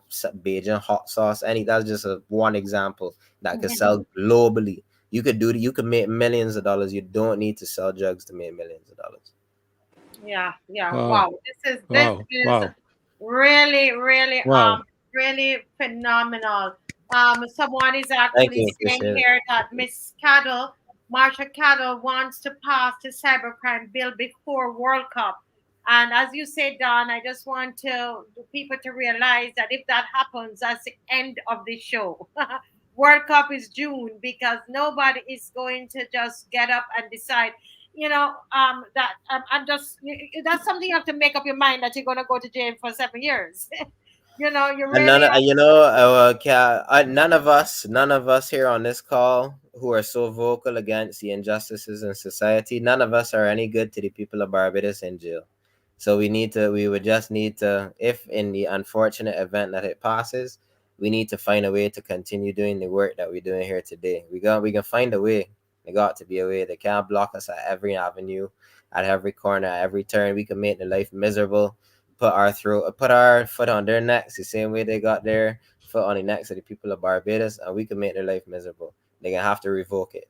So we suggest that you just don't pass it to begin with. Yeah.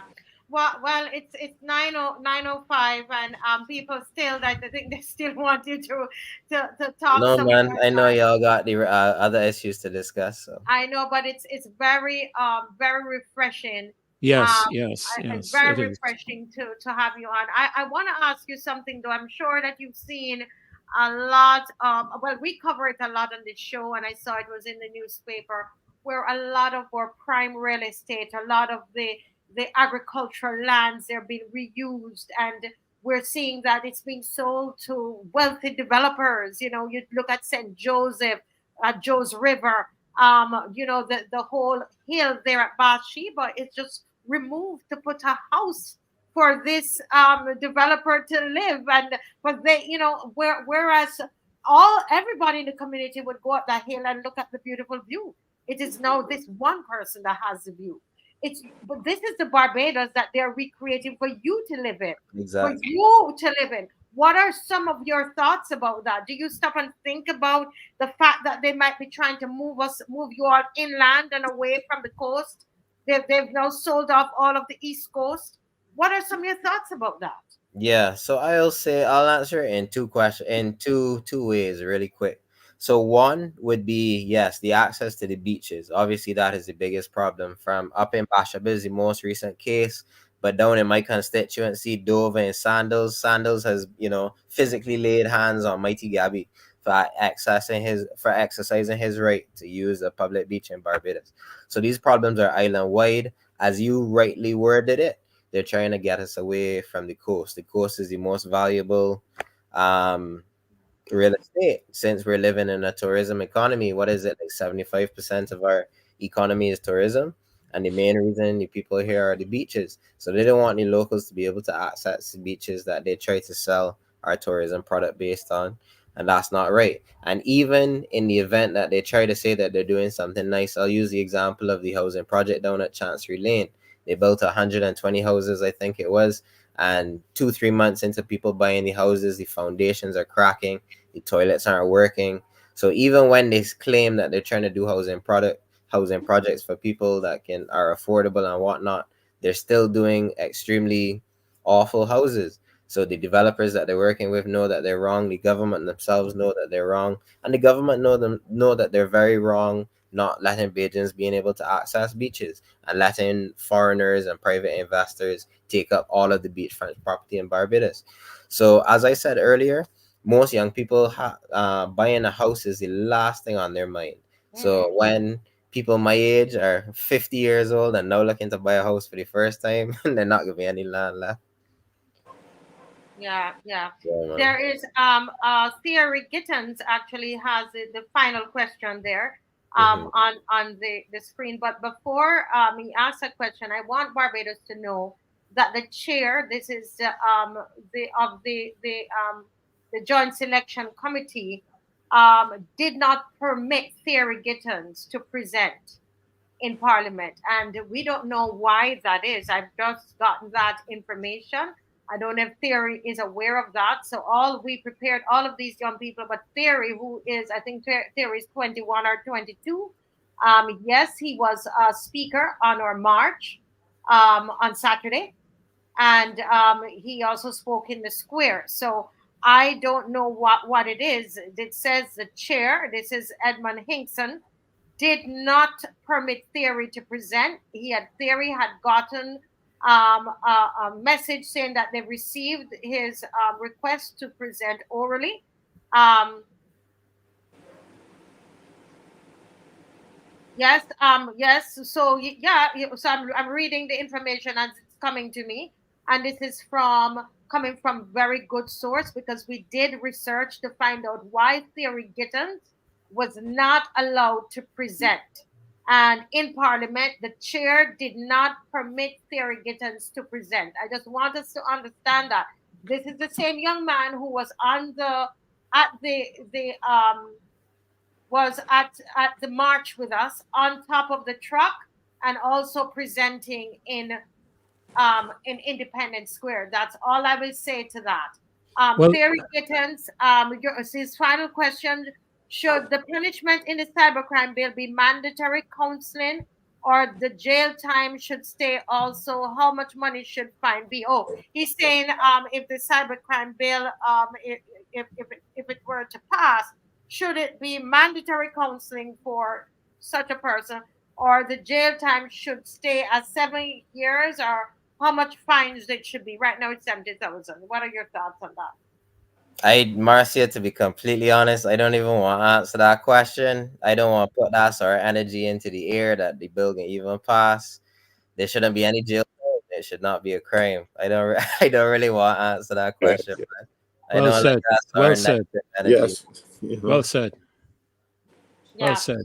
Well, we're going to close with that. We're going to close, and we're really hoping that Minister Cattle is listening, and all the ministers. And I want to give a charge to your You know they generation. are. You know they are, Marcia. You know they are. You know, but you guys would have to rise up and do and ensure, you know, that the government understands the importance of us having free speech and free expression, which Edmund Hinkson keeps saying that there's a difference, and we have freedom of expression in Barbados and have freedom of speech. I don't understand what kind of lawyering is, but you know, Don, what's your final thought to all of Barbados? Don't limit yourself to young people. You're a leader in your own right. Speak to Barbados. What are your final thoughts before we close this evening? Yes. First, I just gotta stay in there. You know, these are very tough times that we're going through right now. Our government is really making it hard for us right now. Taxes through our ass and everything else. Sorry for cursing. Then curse all night. But it's tough right now, and the only way for it to get better is for us to all continue be discussing the problems and trying to get solutions in forums just like this. There's so few independent forums in the country like this that aren't bought and paid for by the current government. So we need more forums like this. We need the public discourse to be at an all-time high. As we That's said what earlier, democracy is. as we said earlier today, there is Democracy is. absolutely no way that young people have, or even, and I guess it's made its way into older circles as well. Everybody is finding it hard just to get by. So politics is really, at the end of the day, not the first thing on people's minds. The average citizen in Barbados doesn't really notice, when the grander macro level of politics. They're not thinking about who's the prime minister on an everyday basis. If your prime minister change, sometimes their life don't change at all. But we need to break out of that. We need the political activism, the type that y'all continuously do day in, day out, week in, week out, at the marches all the time. We need that activism now more so than ever before, because it currently is a dictatorship run by a despot, and we need to hold her accountable. Yeah. Thank you so much. I'm gonna say theory, not theory, because my mind is on him, wondering why they didn't let him present. But Don, I wanna thank you so very much for being on tonight with us, and we want to invite you. They're asking me to invite you to come out to the march. Oh, for You sure. know, Definitely. I've been yeah, at marches before. I gave the speech at Errol Barrel Day. I'd be yes. outside. I'd be outside, man. I'd Yes, be so outside. we're hoping that you come. It's always great to have young minds among us, and you know, Marcia, yes, ask him when he come back on the show. yes. When are you coming back on the show? you know, I, Well, whenever you I have me, prefer- Marcia messaged me. She was messaging me for a while, but it was just I was busy with taxes until April 30th. So now I got slightly more time on my hands. because I want to hear more from this young man. Because he is bright. I'm not saying so because he want to impress, make you feel good, anything so. Just listen to him. He wasn't there. He was fluent. He answered the questions. And he didn't have, as I said earlier, he didn't have advance notice, and that is one mark of a good leader. Appreciate it. Thing is, we don't have any around here. That is why we have one person walking about the place, and she doesn't really answer the questions. She's not pretty, Yeah, but listen to the answers. He has answered the questions. yeah. We need As people like somebody him says, in wow, government. yeah, Appreciate that, Caswell. yeah. Thank you. I know. If I can, It comes from my heart. If I can add my sentiments, Marcia, because I look at Don like I look at my three kids, at my three children. And I'm not going to go through their ages and whatnot, because it's not so much their age, it's the generational component that they come from in my mind. But I will say, Don, that I have been exceptionally blessed, and I may be using a spiritual word here, but I've been exceptionally blessed by your sorry by your contribution this evening as a young man, and I want to commend you, because as Caswell has said and as Marcia has indicated, you didn't have a foreknowledge of the questions or anything that we put to you, and you didn't hesitate on one single question. No, I hear. Happy to speak, You man. spoke, with, to my mind, with a sense of confidence, a sense of authority, a sense of knowing where you're going. For And I sure. believe this is necessary in terms of our young people being encouraged into the political arena, seeing persons like yourself who have an idea of where they're going and can Mhm. carry other young people along this. So I really want to commend you. And to be honest with you, I know Marcia said she'll be there. Caswell said they'll be there. I probably will be there too, but I might just be right alongside of you as an independent candidate. You never know. That's You know, what we need, because remember, at the end of the day, we just need 16 of us to get in, and we form a Yes. little And coalition, and and pick and a and, leader, uh, and we good to and go. just let me make this note very quickly, Marcia. In terms of the independence, I lived through Cayman Islands' election. It was a two-party state. They had never had a government with independent candidates. The last administration, the last election, gave them 13 of the 19 seats as independents. The difference is that the Cayman Islands is a much smaller community with much closer relationships in terms of the candidature to the constituencies, and that may be the factor that has led to that. So maybe we need to review how independent candidates relate in terms of the constituencies and how we can go about making that a reality. Just wanted to share We that. need it because, like, we got the Westminster system from England, and they have quite a few independent and third-party candidates. They do. Yes, Mhm. yeah. yes, So we But need to think about why that's not happening here as well. yeah. yeah, and to look at it and to, because sometimes we want to pick up something from somewhere and to drop it here without doing any kind of study That's and right. That's understanding right. about the mindset of the people, Correct. Correct. Correct. because Correct. as you said earlier, I've been here all these years and I've seen that the independent and the third party, it's not working. So we need to figure out what it is before we jump into Yeah. that, because it might Correct. just, end up. Correct. And the last thing I want to say, Don, before you go, I want Barbadians to know that we're seeing Don here. We saw Kimar and we're like, oh my God, look at Kimar. Now we see Don, we see Theory, we see Jonathan, we see Shakwani, we see all of these young people. It's just a few of them, But let me tell you something. These are all over Barbados. I'm telling you. I'm They telling are you. all All over over. All Barbados. over. You hear All me? over. I deal with them all the time. They are all over Barbados. Yeah. They just are not taken seriously. They Mhm. just Correct. are not given a chance. And Yeah. that is what I want to use my platform to do, to give them a chance, to open that door for them. People like myself, Miss McLean, Maxine McLean has done that, I mean, in such amazing ways. Caswell, I mean, there's so many of us. So what am I saying, people? Yes, we oohing and awing over Don, but they're all over them. And guess what? Some are on the blocks too. Some of these, right, Don? No, there's definitely some of the smartest people, the most intelligent, deep conversations I've ever had have been right there on the block. And Yes. that's what I was thinking about too, Marcia, in terms of these young people that have gone kind of slipped through the cracks.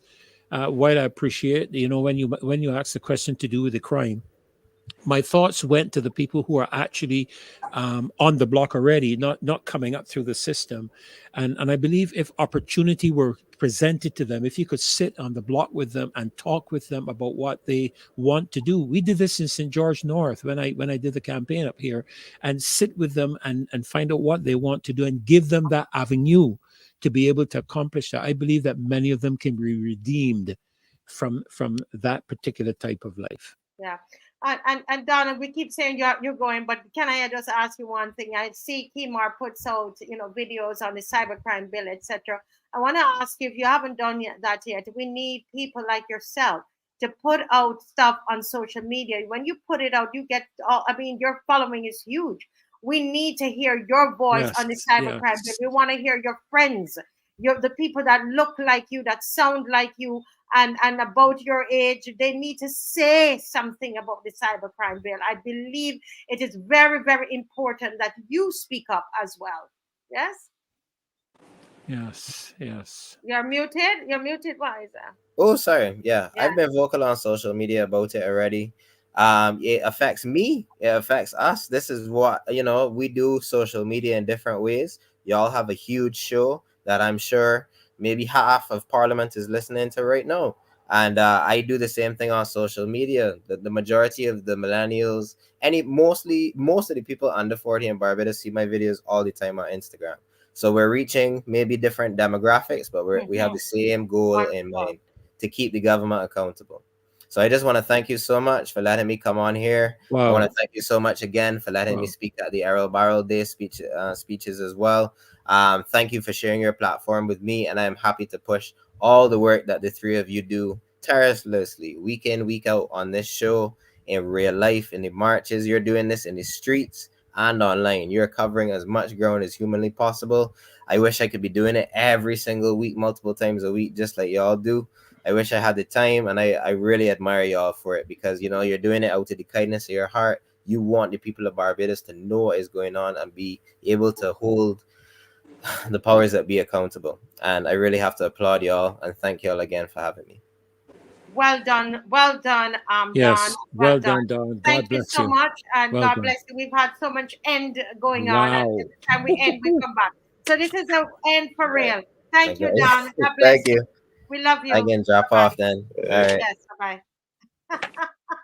Wow, oh my wow, God. wow. I mean, Marcia. Marcia, I just reached across and pulled my notes, my book here, independents carried more sway in the older days. In 1951, independent candidates got 11.4% of the vote. All right. That was more than the Congress Party at the time. And the Conservatives, they got 29%. Right? 56.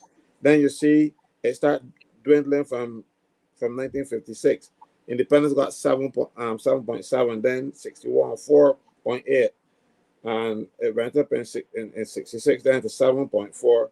In 1971, it was 0.2. So, and that's fantastic. Fantastic analysis. Mr. Franklin, go through that. I want to get that information and for us to put it up on a slide. But just go through that information again, Mr. Franklin. That is so critical. So let's face the facts of these things, guys, and stop the wishful thinking. Let's go ahead. No, I said in 1951, independents got 11.4% of the vote. In 1951, 11.4. Yes. Then in 56, they got 7.7%. Yes. 61, 4.8%. In 66, just up, they got 7.4. And then in 1971, they got 0.2. And they have not surged or done any showing after that, because people then started to go more BLP, DLP, and try to tell people, look, you both of us independent is a waste of time, because he can't form a government and people bought into that scenario. If I were running a campaign, I would say so too. But it's obviously not true, because if you have enough independence, and for they will tell you what happened in Cayman.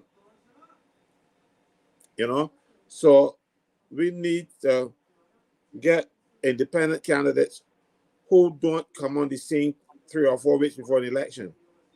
That's the problem. Right? Go up there, mix in the community, let people see you. And you'll be surprised if you mix with the community. And take a leaf out of Ron Toppin's book. When Ron Toppin won his first election, the next Saturday after the election, he was in the community walking around talking to people. And they did it every Saturday unless it was raining heavily. He was out there meeting the people, talking to people. The people want to see you. But the independent candidates run and then they stay away from the people, like the party people. But what happens? You don't need a lot of money if you spend the time. One politician told me once, and I'm not going to call his name to embarrass him. He told me, in politics, you got to spend money with your constituents or you got to spend time. He said, and quite frankly, I don't have the time. So he spent a lot of money. Mm-hmm. And people voted for him. He had to retire. He would have gone again. Mm-hmm.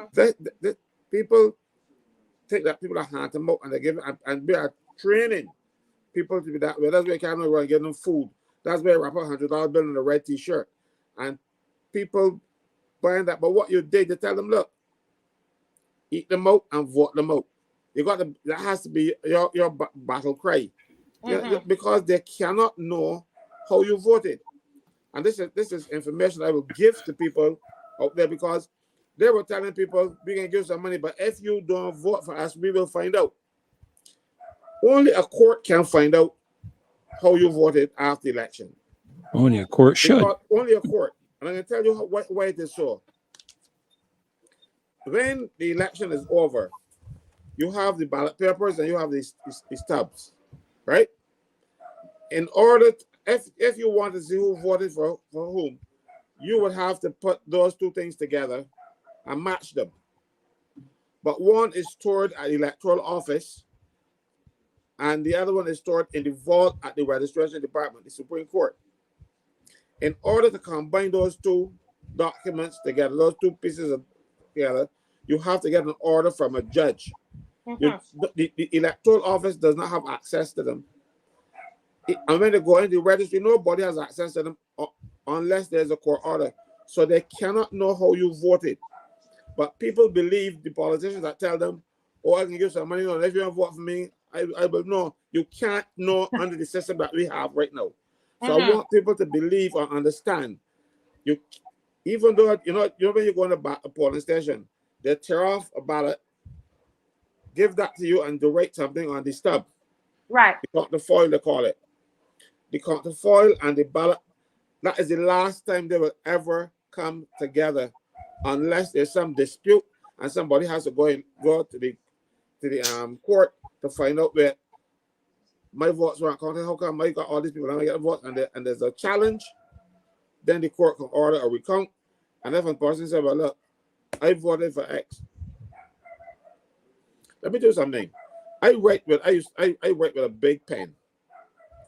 And it's so serious that if you can identify me from my pen, I write with a big broad nib calligraphy pen. If I use that to vote, and people say, well, that's Caswell, that vote is not counted. It is so serious. Once you could identify me from my ballot paper, so they can't know that. So I want the people of Barbados to be aware and know from now that there's no way that I can find out how you voted unless you tell them. When you go in that booth and you voted and you fold the paper over and you drop it in the box, the only body who knows, earthly body who knows, because the God Almighty would know, the only body who knows will be you. If you write your name on the ballot paper, to let the politicians know you sign it, it is a spoiled ballot. You can't put anything other than an X on there or whatever symbol you use to it, because it doesn't necessarily have to be an X. You can write an O. As long as you write it within these confines of that space on the paper, then you are good. So please, if the independents come up to vote for them, because nobody will know who you voted for. I remember when Eric City ran some years back, he canvassed up and down all over the place, and I think it was 10, let's say he got 10 votes. He got on real Dixie, man, he cursed the family and every kind of thing. And then because he had like 11 people in the household, so he said somebody will vote for him. It turned out that he was so busy carrying people to the polling station, he forgot to vote for himself.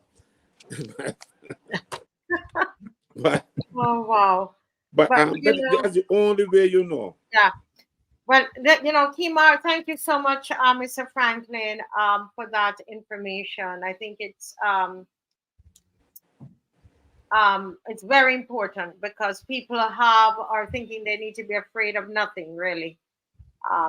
Kimar, good evening. Good evening, Kimar. I had the opportunity of seeing you today. We won't say where we saw each other, but we kind of bumped Hopefully it was not in jail. No,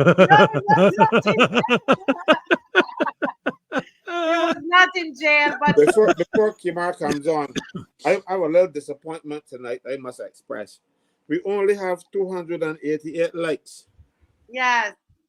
And you could tell in the numbers. Tonight we're at about 1,300. Last night we were 14. The other night 1,400. So it tells. So we need to. I'm in full agreement with Mr. Franklin, right? I want to ask everybody to like the show, like the show, like the show, like the show. Guys, let us be mature here, folks, and not get distracted by the comment section. I'm about business. I'm about doing. I've been laughing at them.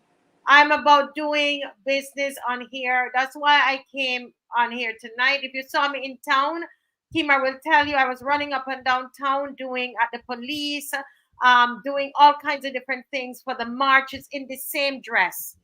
I came home and I had went and got something to eat, had a meeting and run back on in the same dress. Folks, and Mr. Franklin comes home from work. Many times he doesn't eat and he comes here and he sits down.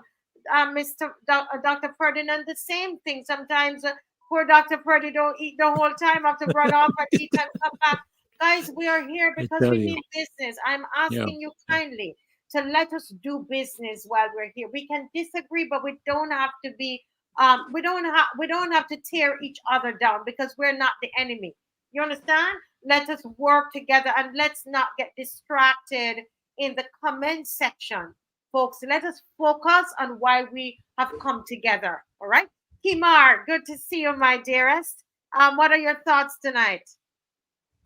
Good night, Marcia. Having a bit of trouble because one, the rain is falling, and two, the electricity is off. So I having a little bit of challenge. So just bear with me, please. You're not in St. George? Yes. Well, no rain out here by me, and my electricity is on. You want to come over here? Yes. By the time is not too much, so I should be able to suffice. Yes. Well, let's hear what you have to say quickly because we don't want because your battery might go. Go ahead, Kimar. Yeah. So good night to you, good night to Caswell, Pastor Ferdinand, and to all the members of the Royal Opposition. Pastor Ferdinand, I must say that I took on your role as the first moderator at the last March. You were not there, so I took on some of your pastoral duties. I saw that. I saw that. Yes. Well done, son. Well done. Well done. Yes. So I have another career for the future, you know. Yes, I was saying the same thing. Yes. So I am happy to be on the show. I want to congratulate Don Leacock for a good contribution this evening. Don is a young person who is always aware doing the philanthropic duty. I see him making the rounds in terms of donating to the less fortunate, to the homeless, the kids. Right? He does a lot of work with the youth. So I want to applaud Don. I want to applaud Thierry. Thierry was very well spoken, and Thierry he always really does a good presentation. So I am very impressed with Thierry. Jonathan. Can I tell you? Did you hear that the chair of the cybercrime committee did not allow him?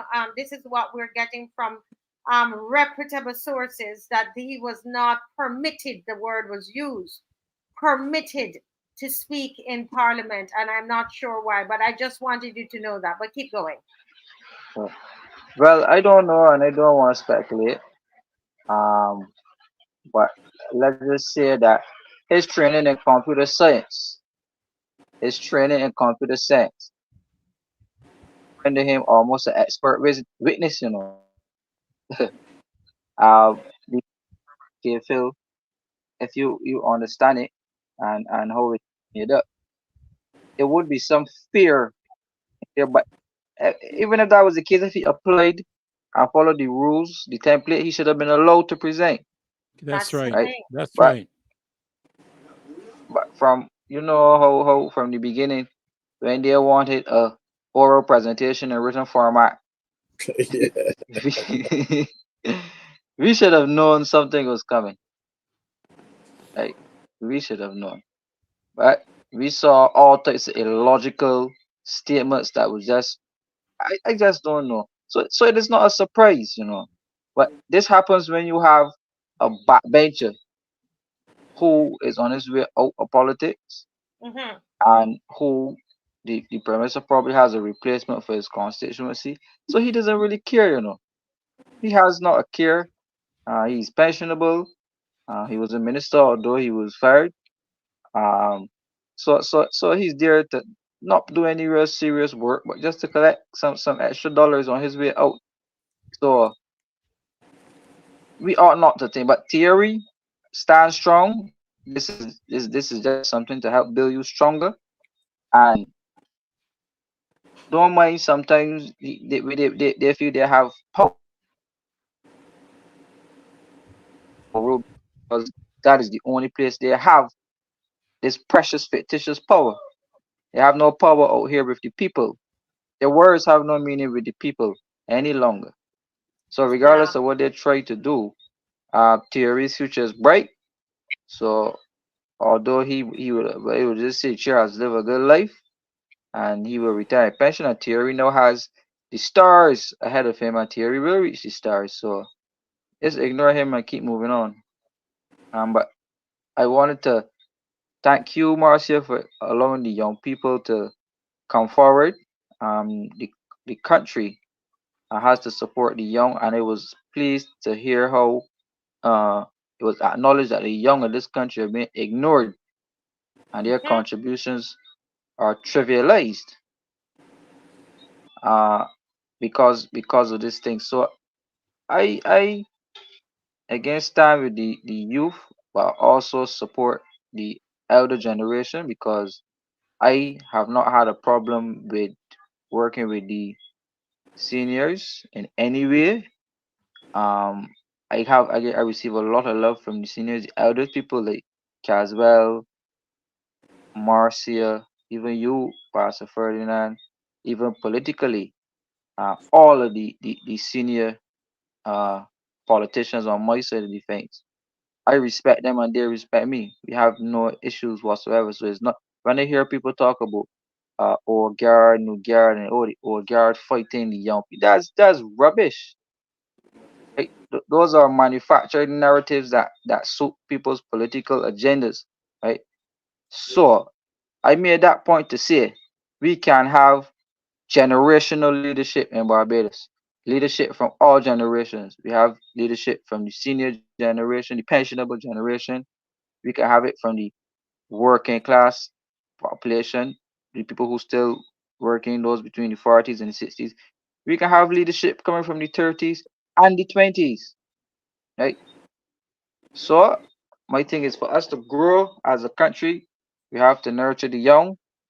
We have to pass on the generational knowledge and to allow the young people, not just sending the young people out there on their own. I don't want the young people to think that they can go there on their own, but to reach out to the seniors and to get that fortitude and that moral support that will help boost you and help you to feel safe and confident in putting your case forward in whatever sphere or whatever professional capacity uh you are in. So that is just my call for all of us, all generations to work together and not to separate ourselves as old and young and this guard and that guard and all the types of fictitious, divisive things we put amongst ourselves, right? So that's basically my gist. Uh, I want to also pick up on one or two things. We were supposed to have roadside parliament on Sunday, right? You're muted, Marcia. Oh Lord, this is why I love your Kimar. This is so important, and I forgot about it. I really forgot about it because something else happened when I got home. But go ahead, Kimar, and then Caswell and Dr. Ferdinand and everybody will hear now. Go ahead, Kimar, and then I'll tell you what happened at home. Yes. Well, I was looking forward to a roadside parliament in Oistins. That is me and Don, this Don Leacock. We would have met at Oistins more than once, you know. Oistins, we are, so I was looking forward to having a roadside parliament in Oistins come Sunday because you know, Castle, we have not been on the carousel for a while, right? We have not had a roadside parliament for a while. Yeah. So I was looking forward to the next one. But up goes the dictatorship, up goes despotism, and but Martha, I will let you say what has happened with our What has roadside parliament. happened? Well, let me tell them quickly because I want to hear more from you. So quickly, guys, what has happened is once again I opened my big mouth and I said what we were going to do at um, this roadside parliament. We want to show a movie. We want to show a movie because well, what's wrong with me? I talk too much. I'm too honest. We're going to show a movie, and the movie is the Errol Barra movie. I remember that I was asked if the movie was what that I would need to apply for. I would have to apply not a permit, but you know what I mean, copyright people to be able to. I just can't remember censorship. Sorry, censorship, and to get the copyright in order to play the movie. I said no, but it's my movie. I wrote and directed, blah blah blah. They said okay, fine, and all was going well. All was going well. Lisa did up the flyer this morning, and I was sitting on meeting with someone today. We were planning it. Mr. Franklin sat down there planning it, and the phone rang, and I said, "Oh, I don't recognize that number." I wouldn't say who called, because when you're handing the lion mouth, you can't pull it out. They said you have to take your time. And when I looked at it, I answered, and I was shocked to be told that we no longer have the place. We no longer have the Bay Street Gardens, the Bay Gardens. I'm sorry, the Oyster Bay Gardens. So we no longer have that as a destination. We then after that, I'm always thinking. So I said, all right, let me see if we could. Um, Errol Barrow died on June 1. Am I correct with that? June 1, 1987. 87. And I said, the person I was with, we said, okay, let's try for June 1 and see where we can. I had this brilliant idea. I said, let's see if we can get it as part of like to rent one of the spots in World Cup, down in Kensington, and show the Barra movie. Huh. So someone we know that's connected to those who are planning the World Cup and knows how to get one of those get that kind of thing sorted out. And I'm telling you the truth as I sit here on the chair, my two hands up. I got a call about 6 o'clock. They said, I called and they said, 2 strikes against you. Number one is that movie is about someone else from another administration, so it cannot be showed anywhere near World Cup. That's what I was told, Mr. I'm not telling you no lies. The second thing, not you. You lead an opposition against this administration. You can't show any movie nowhere near World Cup, even if you're paying. We're trying to pay for this. I kid you not. That's what I was told this evening. a little after 6 o'clock when I got home. I'm trying to find solutions, and we were going to pay to get, to get it around World Cup, and so that when the visitors come, they can learn about Errol Barrow. We were even thinking of throwing in one of our other movies, Joseph, our last movie, right, Kimar? And they said that the movie Barrow Freedom Fight is about someone else from another administration. And you would think that I would ever, you could say what you want to say to me. It's not about unforgiveness or anything. But let me tell you something. I would never vote for an administration that is going to say that about the founding father of Barbados, like he is anybody else down the street. No, even you would never. What was said to me today has sealed it for me. Never. Nothing about the movie, because we could have shown Joseph down there. But I'm talking about the principle of treating the founding father of this country like that, and talking about someone else from another administration. Really now, really. But anyway, it's Kimar. Let me. You told me to talk, so go ahead, Kimar. You are not serious, honestly. I'm telling you the truth. I can only tell the truth about. I'm telling you, it is what I sat right here in this chair. And that is what, and I can't call names, guys, but believe me that I'm telling you the truth that God loves that happened. But it's Kimar section, so. Yeah. But that's what we're facing, right? And this is the thing, because it is World Cup, they know that there's going to be a high level of visibility in Barbados, So they don't really want it out there on the international scale about the true extent to which Barbados are protesting despotism and dictatorship. Like, they don't want. So this is the thing. In Canada, you had a bill which was passed, which tackled free speech as well. Right? I think it was called the Bill C9 or so. So you know that a lot of what happens in Canada happens here. And we discussed extensively on the show about the connection Barbados has with Canada, a fellow Commonwealth country. Right? So Two death spots. So Two death spots. Happening over there, you had the leadership freezing the accounts of protesters. That's right. People were censored, charged, bullyism.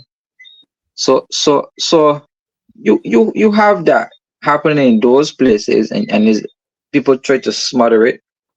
But thank God for the internet, that the information was able to get out there, and they're trying to censor the internet now. That even when you attempt to come on certain social media posts in Barbados and you live in Canada, you're blocked. When I send my friends from Canada some posts, some Instagram posts, even from like Barbados today, and they are blocked. So you can't get Barbadian news outside of Barbados. Right? You can't get the accurate news. The only news you get is the good news about the administration. Right? That is the only good news you get. Right? Well, I tell you, Kimar, if I ever anyway, go ahead. But Kimar, you're familiar with the fact that the Supreme Court in Canada ruled that the Prime Minister's actions were unconstitutional and exceeding the authority of government. You're aware of that? Yes, but the same things that happened there happen here. So I am surprised why nobody. I mean, it's probably a little expensive, or they're probably afraid, but nobody has taken this administration to court for the atrocities that they did during COVID. Correct. No, Kimar, no, I took them to court. But I can't get the appeal done because the court ruled against me. And when I saw the ruling, I said that I do not remember the judge saying this in the oral delivery. I want a transcript of that thing. The Court of Appeal ordered them to give me the transcript. And 6 months later, they had not given it to me. We went back to the Court of Appeal and they ordered again. to give me the transcript. Another 6 months bypassed, and they still have not given us the transcript. Now this is at 18 months. So it's up to the court, but the courts are now, and the administration of the courts are too compliant with the government. So they have frustrated my case from coming up because I took them to court over the COVID directives. Right? Well, if your case comes up, you have a very solid case based off what happened in Canada. Right? So even that action that was taken to freeze the accounts of the nurses and a directive was issued to deduct the nurses' salaries. That is the utmost dictatorship move ever in the globe. When you can do something, nothing like that ever occurred in Barbados previously, and there are hardly any other countries in the world who would go to that extent where you actually deduct people's money from a bank, a government. It's against the law. And they also freezed the GoFundMe funding. So if you can do that, right? If you can do that, and the person or the governmental officer who did that, Ian Carrington, right? He should be taken to court, because that is a serious violation of the financial laws of this country. Right? You cannot just issue a governmental order to a private, that is your private property. And the government just can't reach in and swipe your private property. Right? So that is really probably the banks now to become complicit in that. They had to seek your permission first. Right? So even if there's situations where the government overpay you taxes, they just can't come and deduct it. You have to enter into an arrangement where you pay back the government, or it could come in a situation if they owe you, they will just hold whatever you owe and give you the rest, but they can't just deduct it. That is against every law in the world, in every country. Am I not correct, Caswell?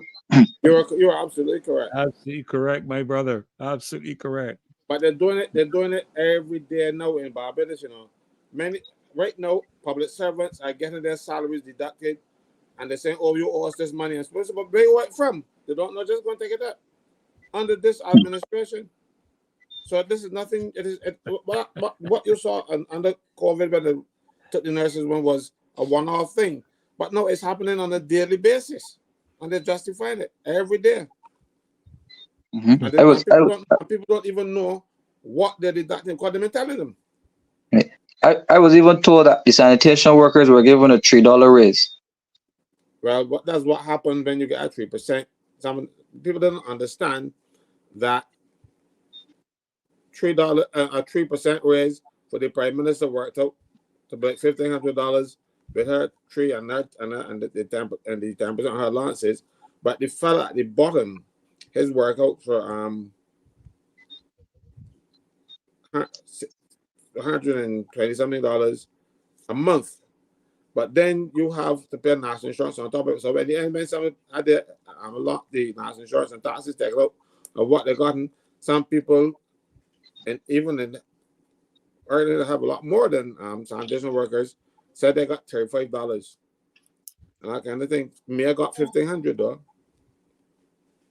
Yeah. That's the problem. Yeah. Wow. Timar, I tell you.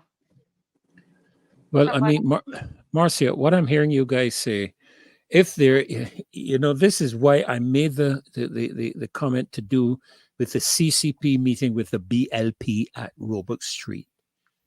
This is not a homegrown matter. This is imported into the country. The silencing of dissenting voices, especially. I was going to ask you, do we have permission to march on Saturday? Yeah, we do. Our march. Thank you, Dr. Ferdinand, for bringing that up. I know we have a poster that is being worked on, but today is Monday, and we needed to remind you that we do have our march on Saturday coming. As far as we know, our march is on Saturday. I think the issue seemed to keep coming up, Hima, around the Barrow movie. The Barrow movie, if you remember, I came on here hopping mad one night because they had us moving about and we never got a space from the government to, they never did. People on here are acting all shocked, Alvin, and oh, they're really doing that. No, but it's not the first time. You remember when we had, it was Independence Square, then they took it from us, then we went and we got Queen's Park, and then they took Queen's Park from us. And Caswell told me, he said, from the time you announce it, that's what they're going to do. But how could we not announce it how would you attend if we don't announce it? And they came and they took it from us. So it seemed to be they have a problem with Errol Barrow. You hear what I tell you?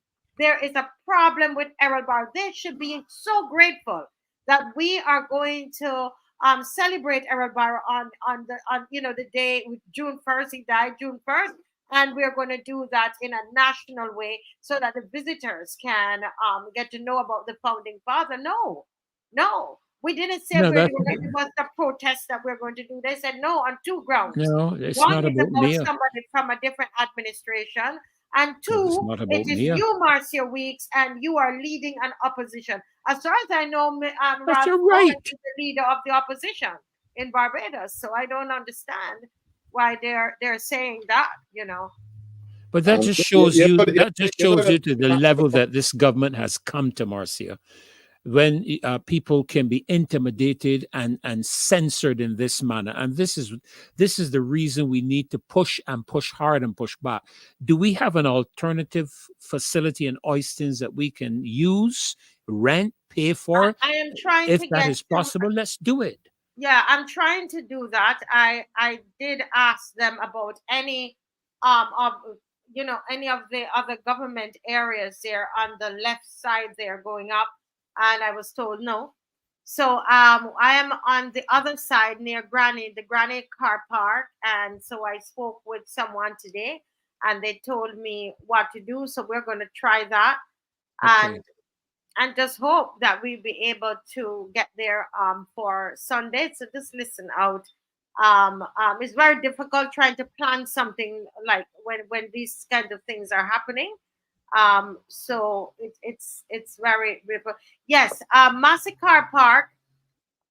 So let's just hold off. We don't know we'll do that. Okay, we're not saying anything about that on the show. Okay. But Errol Barrow is the bone of contention. That's what they don't want us. That is so dumb and so stupid. You might have to do a movie about Mia. Yeah, that's what I was actually thinking. She don't want to see that movie. Don't tempt me, Mr. Franklin. Don't tempt me. All right? I tell you, if I get the money, that movie will be made. That movie will be made. I promise you. And they wouldn't want that movie to be played anywhere.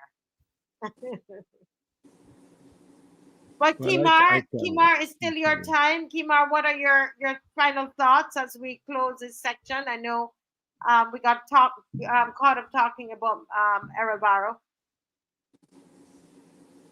Yeah, well, unfortunately, I am all the time because my devices are going, still no electricity. Yes. So it was good to be here.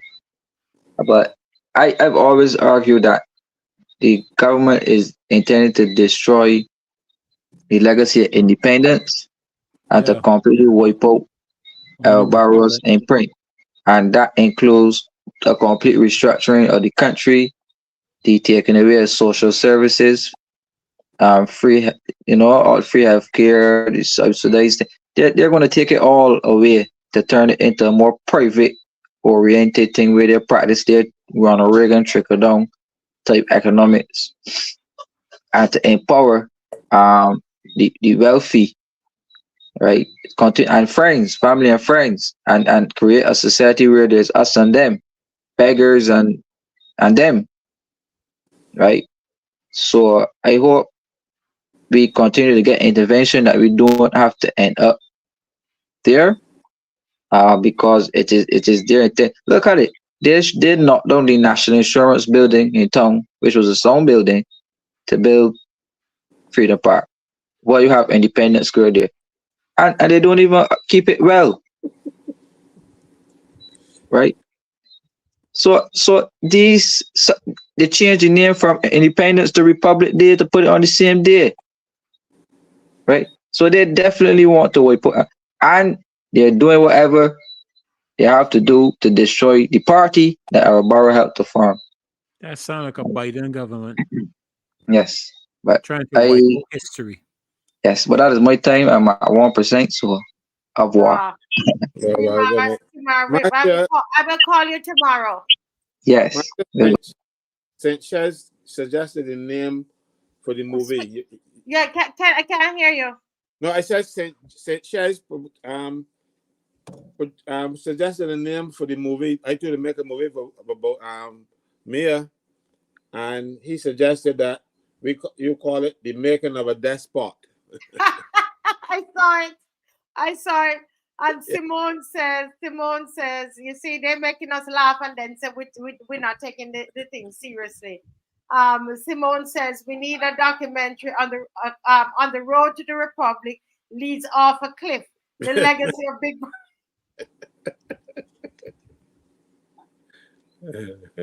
You know, I'll tell you on a very serious note, Marcy, and I think you know, from a minister's standpoint, this is and for people to understand, this is spiritual warfare.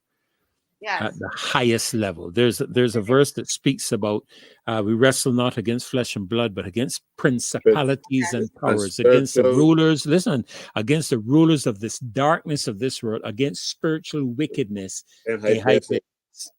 And that's what we're dealing with. Yeah. And from the time you're dealing, no disrespect to Africa, and I don't want anybody to misinterpret me, but when you take a national symbol such as a flag and place it into the earth in a grave, what are you saying about the nation?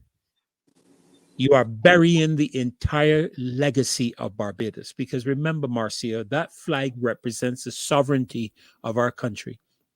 And you have just handed that sovereignty over to who? You buried it. All of our legacy, all of Barrow, everything that's gone prior to you is gone. So now it's all about you. It's about leaving and I make no apologies about this. This is about Mia Motley, her legacy, the Republic. This is not about anything prior to Motley, not even Arthur, not even what's short, none of them. It's Motley. From here on, it's Motley. And I'm sorry. I'm sorry. And when this is why we're saying, guys, we will come on here. We have 1,400 people on regular on these shows, right? And we have the marches, and we have 300 and 350 and all of that. Folks, do you see what is happening? And we are all sticking our necks out. We are laying down and forming a bridge for you. We are there, working overtime for you. But then you don't come out. You don't come out. The same movie that we are saying that we want everybody to see. When the movie, if we do get a location for it, we should have no room. Do you understand? You fight with your presence. You defy them. You understand? They don't want us to show the film. We show it. That's what we do. And they don't want us to see the film. Do you realize that? And I said it to the person who was in shock, who called me, a wonderful Christian brother, and he was like, and I said, listen, can you imagine if the film was in their hands, what would have happened to it? This film would never see the light of day. Don't you think that God had a plan? They don't let us start preaching, Reverend Franklin, on here. God had a plan when he called Dave and I to do this film.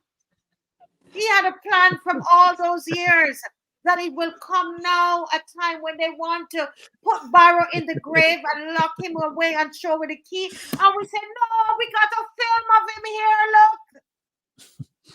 Upset. They are that we got the film, Mr. Franklin, we would never see the light. That film would never see the light of day. Do you understand? So this is what we're dealing with, and I'm saying, come on, join the fight. If you're really about country, let us join the fight. And I say, don't fight with each other in the comment section. Don't turn the guns on each other. It's the same thing we say to all the people, the different parties. I don't want to call any name. Don't turn the gun on each other. No, we don't have time for that. We don't have time for that. We've got to be focused on taking back the country. You understand? And I tell you, as long as we have like breath in our body, Mr. Franklin, Dr. Ferdinand, Rose Corbin, Maxine McLean, all of us, let me tell you, we're going to open up this laptop and we're going to come on. Right? We're going to come on. I mean, I don't know when if the cyber bill were to pass, if we're going to be doing this. Because that you really have to sit down and work that out. You know, because if it was at 70,000, I would do it, because I know you all would get me out of jail. Well, you all would pay the money. I know my Belgian people not going to let me rot in no jail for $70,000. They would have paid that in a minute. I can close my eyes and tell you Barbadians would pay for me to come out of jail if it's 70. But when is it 7 years, boy? I don't know about that part. Yeah, because it's 7 years. Is 7 years and something or. like me, they're gonna want to throw the book at me, right? Or Mr. Franklin, right? They're gonna throw my library. They would throw the library on you, you know. But if it was a 70,000, I know Bajans would pay that 70,000 in a jiffy. They would pay it, but that they need, you know, it's a criminal charge, you know. So anyway. We are not afraid. I love that. Thank you for writing that sentence. Yes, we are not afraid. The loyal we are not afraid. was made for such a time. Repeat, please.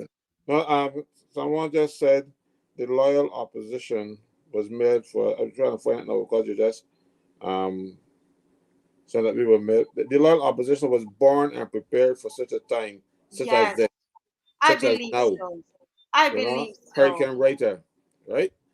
And I believe so. Marcia, remember when we started, I told you about somebody who tried to get me involved in something similar. Yes. And I told you I don't want to have anything to do with him. The Lord was keeping me back for you and for this show. I firmly believe that. Because I could have gone out there before and not saying I would all kind of disgrace. My mother would have been ashamed of me and all kind of thing. Mm-hmm. But I didn't wait for this show. This show, I was there prepared, and this show, and you know, I didn't know that we were going to have all these problems. You know, so this show is where I am supposed to be, and this is where I will stay. Amen. Despite, and I will stay here too. If they want to lock me up, they can gotta come and break down the door, because I will do the last show, especially the police come. You know, it's just foolishness. You know, it is absolute. You mean I can kill somebody and get less time in jail than to say that Mia is a fool? And the thing is, that would be that would be defamation, because I can prove what I'm saying is true. But if her feelings are hurt, I can get locked up for hurting feelings. Could dare. And I saw some attacks for the tonight when we were speaking earlier. Yeah. And if I had those kind of feelings, you know, they would have gotten hurt too. I don't mind, but you know, and and some people might think I'm offended by them. I am not, because everyone is entitled to his opinion, even fools. Right? So if you want to criticize us, do so. It really does not bother me. You know, and there's a saying that I saw once that says, when you argue with a fool, he is doing the same thing. And so I try not to argue with them. Yeah. You know, so go ahead, do your worst, because it will not faze me, because I know who I am. I know what I believe.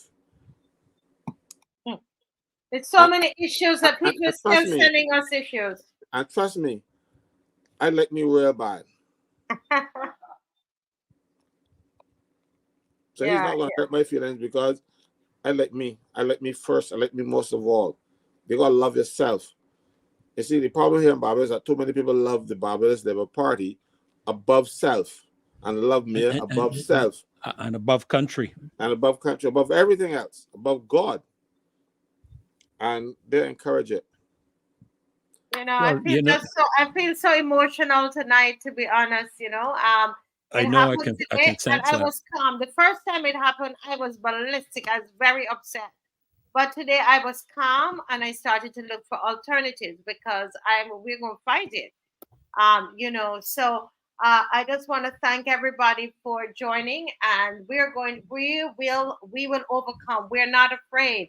That's right. We are not afraid. I want to invite everybody. You're listening, everybody, to come out Saturday and plan for Sunday. We don't have a location yet, but plan for Sunday. We're going to let you know what is happening. I'm sure by Wednesday we will know exactly what is happening. And whatever is going to happen, Dr. Ferdinand, it's going to be good. But we do have our permit. I was at the police today. We have our permit. I'm not in hand, but they told me that they showed me that they, you know, because we wrote a letter for all the months. You understand, Mr. Franklin? And they told me I have a file out there, and they showed me that it's there. We know that we will be on the streets. I want to invite you. Come out, please. Come out on Saturday. We endorse that invite. We need you to come out on Saturday. Yes. They're trying to pass this cybercrime bill before World Cup. Do you see what is going on? That's why they pegged it with the other bill, right? Which we hardly heard anything about. And they want to put them together and pass it before World Cup. And then having this thing about this big talk now about possibly elections before the year up. They want a one party government, a one party state. Marcia, I got some information I almost forgot. They are going around now making themselves visible in the constituency, because they are planning a poll. They want this, unless the poll is favorable, they will have the election. See? They are preparing for a poll. My understanding is they still have friends, and they're preparing for a poll. They want to do a poll. Peter Wickham handling that poll? I don't call him Wick. John Wick? No, you said Peter Wickham. I don't call him Wickham. Okay. All right. Okay.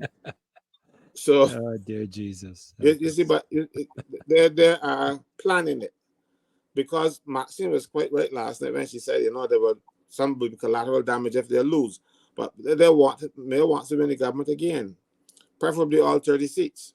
That is why I beg in the Democratic Labour Party to put us up and behave, because people will not have the kind of confidence in them to elect them. Maybe I should go and run for president. Your dirty linens are outside. Everybody will see. And that is not good for the country. That is not good for your party. That's not good for anything. Yeah. Well, you know, Marcia, I know you're soon going to wrap up, and if I can just, you know, give my closing comment, as I said in my presentation to the Joint Committee, God is watching you, and he's going to judge you. And I just want to leave with this one verse. It is a fear, and I speak this to the Joint Select Committee, every member, the chairman, and the Prime Minister. It is a fearful thing to fall into the hands of a living God. Never forget that. Our national anthem spins around the fact that the Lord has been the people's guide. It's a fearful thing to fall into the hands of that living Lord we sing about in our national anthem. Amen. Amen, Pastor. I feel that, Dr. Ferdinand. I feel that. It's not by might or power. but it is by the Spirit of God. Yes. And you know, I live by that. If I, you know, I live by that, and that's what encouraged me today, and what I use to get on here in the face of discouragement. Mr. Franklin, let's close off, and I almost said close off with a word of prayer, but go ahead, Mr. Dr. Franklin. Yeah, Reverend Dr. let's Franklin, go ahead. disturb Yeah, Calvin. I Let's disturb Calvin with a word of prayer. I promise you all. Some people were asking me to speak about the survivor's benefit. I promise you the next time I'm on that I will address that. If it means I have to cut out everything else, because I have been getting too many queries for it, because it's very important. And but we ain't going nowhere. So I know there are lots of people asking to be educated on some stuff. Yeah, we'll get there. Don't worry. We'll get there. I'll make it my business to do so, because that's what I'm here to do. I am not here to, like one of the people said, I like to hear myself. Well, that's his thing. I don't care. But if you need me, I'm here for you. Yes, and we need you. We need you. Thank you all so much for joining, and thanks to everybody who comes on every night. And let us come on when we come on. Let's be respectful to each other, and let us, you know, focus on what we have, the issues at hand, and not turn the gun on each other. Not at all. We don't come here to fight one another. We have one goal in mind. It's Barbados. Yeah, the uplifting of Barbados. We are not going to be petty, and we're not going to be fighting each other. And we're not going to be distracted. Distracted. Don't be distracted, as many of you were tonight. Quite focused and ignore. Yeah, all right? some folk are in our midst to do that. Don't be distracted. Okay, but we know we can't go without our song.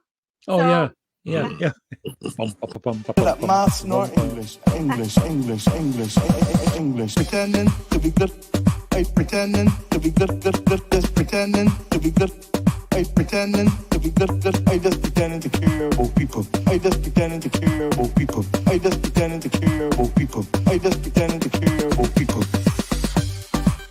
Pretending, and I'm pretending to be good at maths nor English. I just pretending to care about people. And I'm pretending to be good at maths nor English. I just pretending to care about people. I'm pretending to be good. And I'm pretending to be good at maths nor English. I just pretending to care about people. And I'm pretending to be good at maths nor English. I just pretending to care about people. All right, folks. All right.